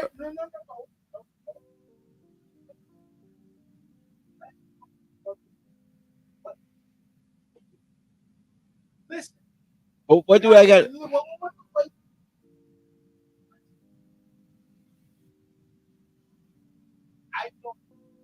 A white woman told me this before. My homegirl Rachel. Shout out to Rachel. Love you, Rachel. Even though you left me for two other black dudes. Shout out to Rachel, right? I fucked with the relationship. Look, Rachel said this is her analogy, right? She said, "Yo, you're a soldier. I'm auxiliary." I gotta use a voice. Hold on. Anyway, You're a soldier. I'm a- You're on the front line. I'm the person to bring you sandwiches and meal. If you need your meal and you need to meet a meal something out for you, I'm here for you. All y'all feed you. You're on the front line. You the soldier. I'm support. shout out to Rachel, and that's what a woman is. But black women want to be on the front line with you, and niggas is so scary. They think it's natural for a woman to be on the front line in front of them. Like, no, sit your ass still. And that's when they were around niggas that be like, "Shorty, I'm the tank. I'm the tank of this fucking crew." When they got the tank and the fucking, I don't know if you ever seen that shit, but they be like on Gauntlet, like Valkyrie, about to die. Like you got the Valkyrie, you got the Wizard, you got the Warrior, and then you got the medicinal. Like I'm the tank. Like I'm earthing everybody. Your job is to support me, bitch. Give me health medicines and feed me and shit. Like your job is not to be shooting while I'm shooting.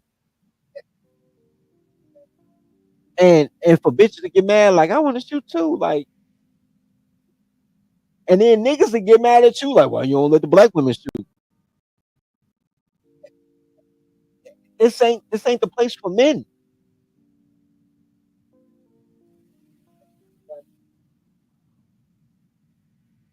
Shit, wow. I did that. I took that step back. I took a good look 30 years ago, bro.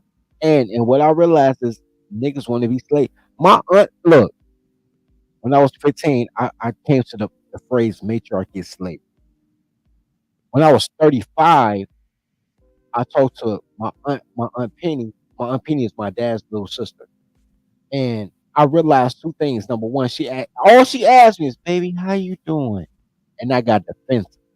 I'm like, yo, auntie, whatever you heard, I ain't do it. Well, so number one, I got defensive, which means I knew that my coward ass dad was blaming everything on me because he was too weak to be a man. And I didn't register me yet.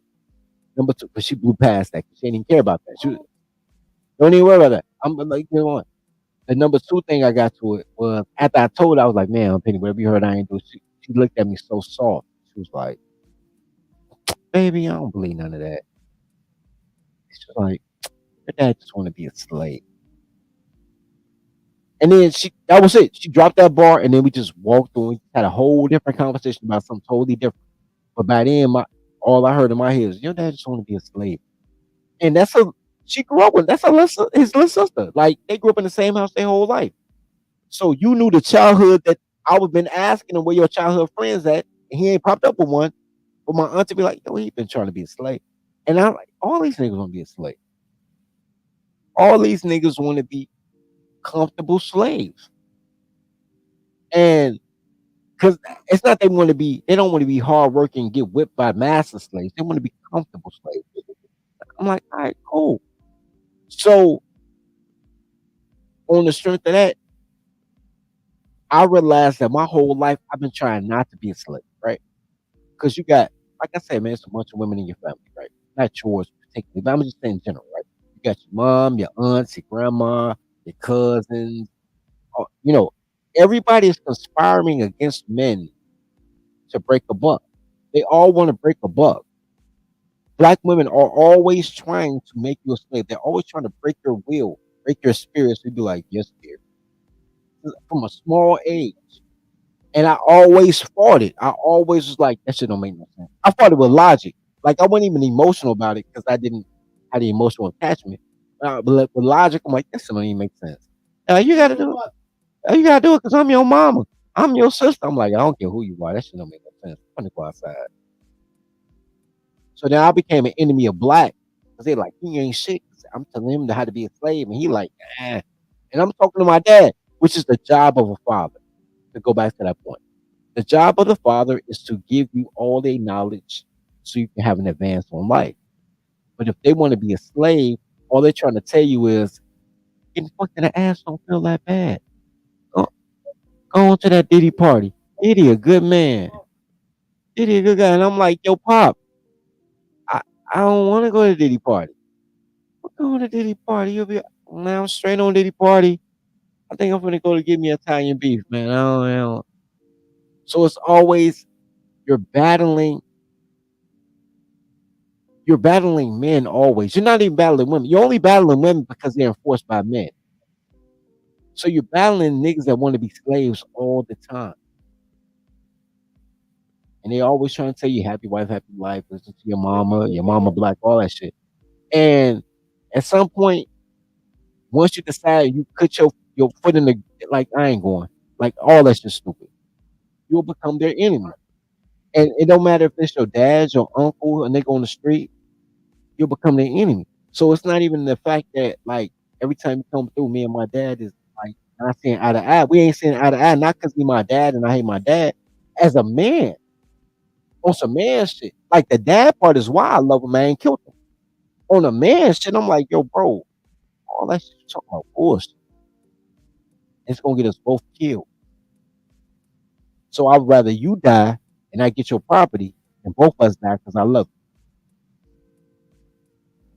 You know what I mean?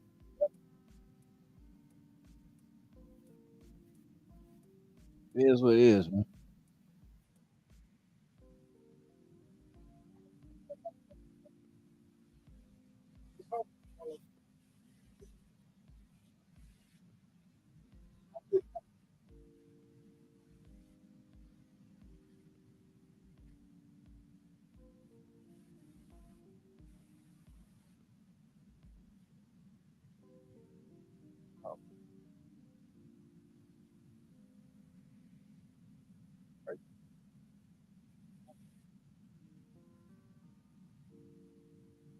Say what? Anyway, ain't nobody gonna pull up, man. Ain't nobody pull up. That's crazy. Y'all don't love me, man. Y'all don't love dirty folks.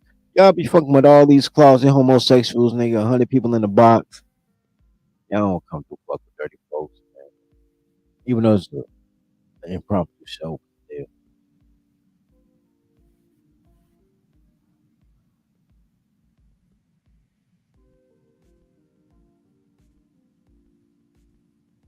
Rick Rhino. I was gonna ask for last words, but I got a quick question. Who you vote for president? Donald Trump? Donald Trump? Ah. Somebody asked, "Are you Rick Rhino or Rick Rhino?"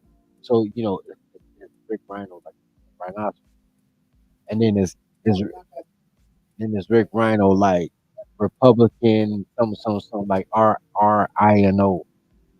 Republican influence, some shit. I forgot it. So he too Rhino. He Rhino on Rhino. He Rhino on Rhino, nigga.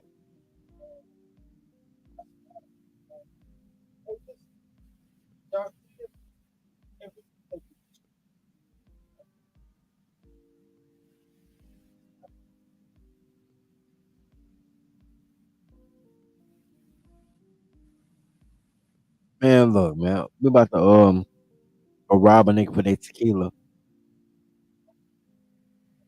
Yo, yo, yo.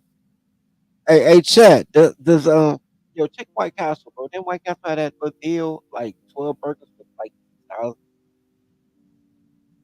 Yo, we gotta find something to eat and then go drink some more tequila and then um I'm jerking chicken. Pause. Yo, hold on. I need a different word for jerk. Because every time I say I'm jerking chicken, it sounds perverted. Like, like for real, like if a random person would you trust your kid with a nigga that's always jerking chicken? Like, man, that nigga always jerking his chicken. And I love it. Right, like, right, nigga.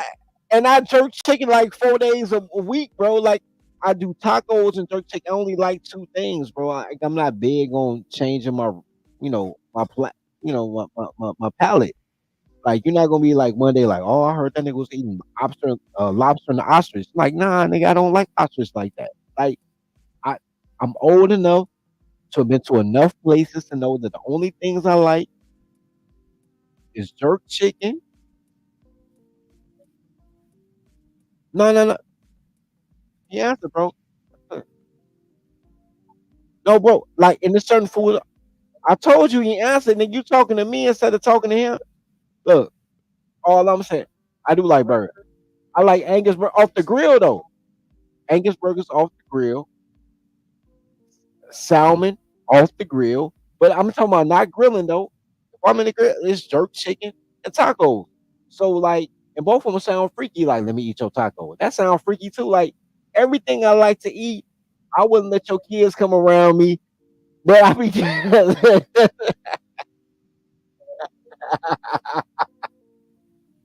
but it be delicious though. It be delicious. So I need another word for jerk. Caribbean chicken. That's what I'm calling it from now on. Caribbean chicken. Because jerk chicken sound real perverted, bro. That sound real sus.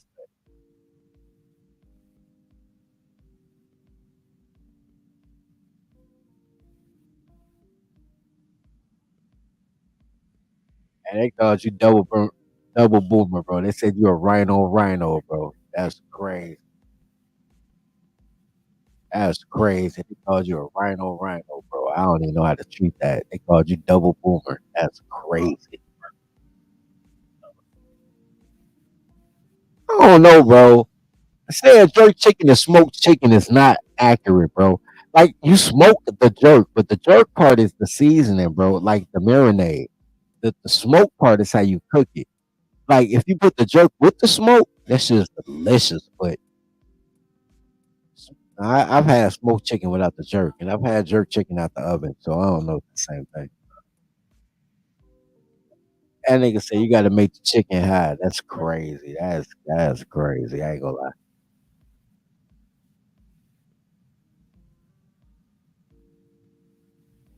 Oh, the black chicken. I would put a black chicken in my mouth too, but I ain't calling it black. We going Caribbean chicken. Boomer chicken. That's wild.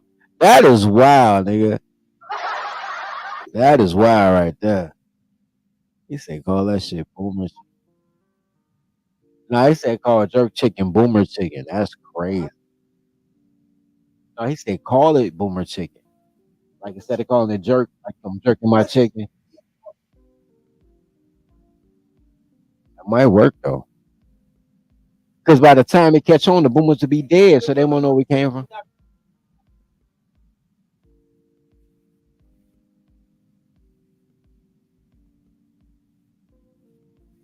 I wouldn't call it boomer.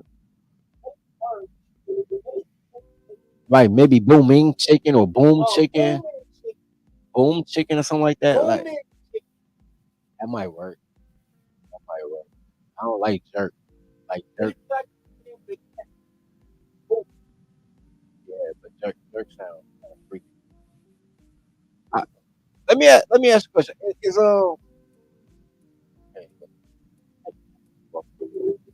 oh, he's still here. Yo, is AJ still in here? Is AJ still in the house? AJ, if you're still in the house, man, put a one in the chat. This is what I want to. That's what I want to do, man. I want to go outside, and I want to start. I want to make a few announcements real quick. So maybe 5 years ago, well, longer than that.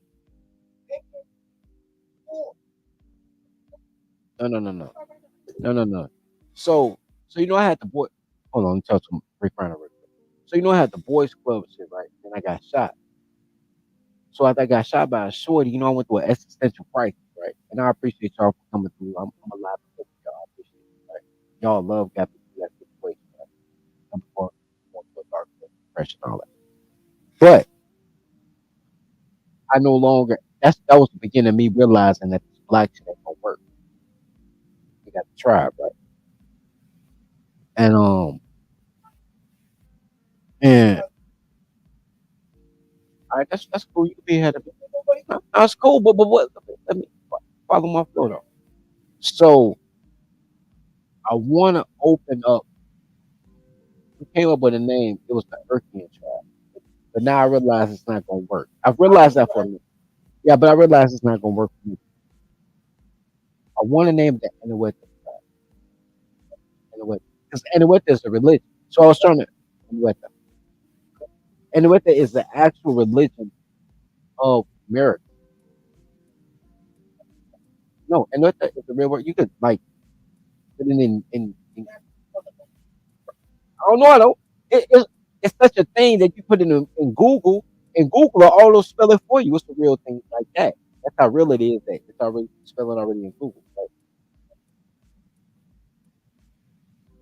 Yeah, it'll pop up. You mean and you what the like they get the spelling everything. Right? It's a real thing. It's the I'm telling you, it's the American religion, and you may have to go that route, right? And but even with that being said, I wanna open up like a small church. Like I have a church thing. Like I got people like churches are rich. Church have. Like churches don't do shit. They got Bible study, choir study, and Sunday service. Right? What? Okay, so you know what? Um, me and uh Floyd Mayweather got in an argument over that shit. They tried to extort me over the game. Yeah, Floyd Mayweather tried to extort me for the game show shit. Not Floyd, the money team. I never met Floyd Mayweather. I know the money team. The money team was trying to steal a game show from me, bro. But then I didn't want. I wanted to be the producer. I wanted Conto to be the host. Uh, like I wanted to put Conto in the position, bro. Like now, I wasn't never really like to be a game show. To have a game show was my dream, but to be the host wasn't necessarily my dream. I just wanted to like Nah, I just want to keep the game show. Like all this shit, all the equipment. No, I want to produce the game show. I don't want to be the game show host. Like I wanted somebody else to be the host. Right, I want to constantly be in front of the camera. I want to be in the back, making sure the equipment work, and we got distribution and all that. I wanted to do like that part of the game show. I wanted to be our content, and I want Conso to be the host. I wanted Conso to be the host of the Line Coin League. Rest of his Conso. That's another situation. So when I told my dad I wanted to start a professional coin pitching league, he tells me why people can't pitch on the sidewalk. They've been pitching on the sidewalk for 50 years. I say, yeah. And nobody monetizes. Like, what do you have against? I say, man, we used to play basketball on milk crates in the alley. Now everybody got rollaway rims. So if niggas throw coins on the sidewalk, what makes you think they won't buy a court and they can slide across the sidewalk? Ah, that don't make no sense. So I understood that I am too intelligent to talk to my dad because my dad fucked black women, which means he dumb. So apparently, I got to get away from motherfuckers who not just fuck black women. Everybody fuck black women. They used to fuck. He married a black woman. Means he dumb. So I need to do better and not surround myself around niggas that marry a black woman. I ain't mad. I ain't mad about my dad about that. My dad mad at me about that. Oh, you think you're too good? You think just yes.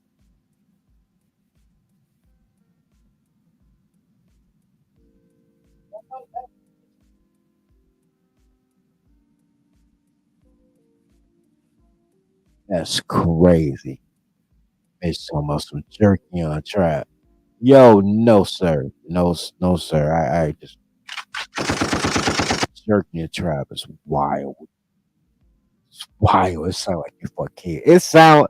I wouldn't send my kids to the turkey and trap. Even though the food would be delicious, but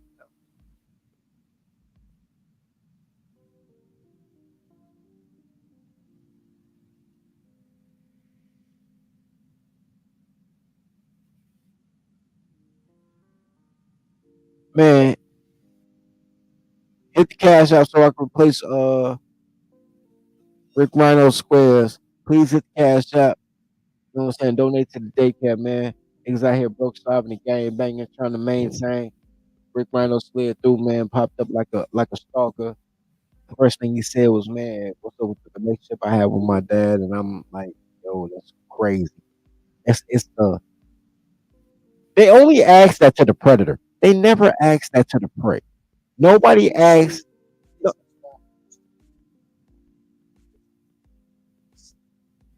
It's it's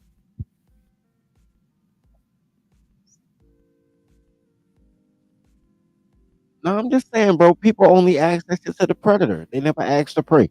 Nobody ever asks the prey like, "Yo, chicken, why you was throwing rocks at the fox?" Nobody asks that shit. They like, "Yo, fox, why you kill all the chickens in the?" You like, "He threw rocks at me." Ah, man, you a fox, so you can't take no rock to your eye. Nah, nigga.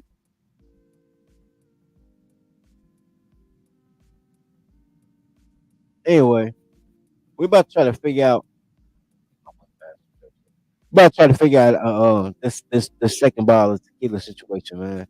Y'all not contributing to the tequila fund. That's what the fuck I'm gonna start calling this shit tequila fund. Fuck them tacos. I ain't had no tacos in a minute. I been eating jerk chicken and beef Polish pause. We gonna make a tequila fund. Tequila ain't cheap, man. Tacos ain't number $2. Tequila like $28 a bottle. Gonna start a tequila fund, man. Anyway, as always, man, love your brothers as you love yourself. Feed the pack. Tribe up. Once again, man, we still celebrating the homie um Fuse Collins, man. Fuse passed away on us, bro. We still supporting Fuse Collins' posthumous birthday, bro. And Council at the same time. But we gonna go out on Fuse on this one. Um the video that me and Fuse did together, man. Y'all have a good afternoon. Until it became hard between his fingertips, while his right hand Eager love lips. Nikki Mullen's finger darted across her slippery, which is when she felt her insides being split by the thickness, gasped for breath as water stroke after stroke. Her legs quaked and her muscles, oh shit, Dion, at the top of her lungs and swallowed his meat whole. Her hands grabbed his hips and she pushed and pulled, forcing him to thrust his pole back and forth against her twisting tongue as it gradually turned into more than she could swallow. She moved her hands to the shaft and You say the publisher, where books come to life. Faded through those city lights full of smoke.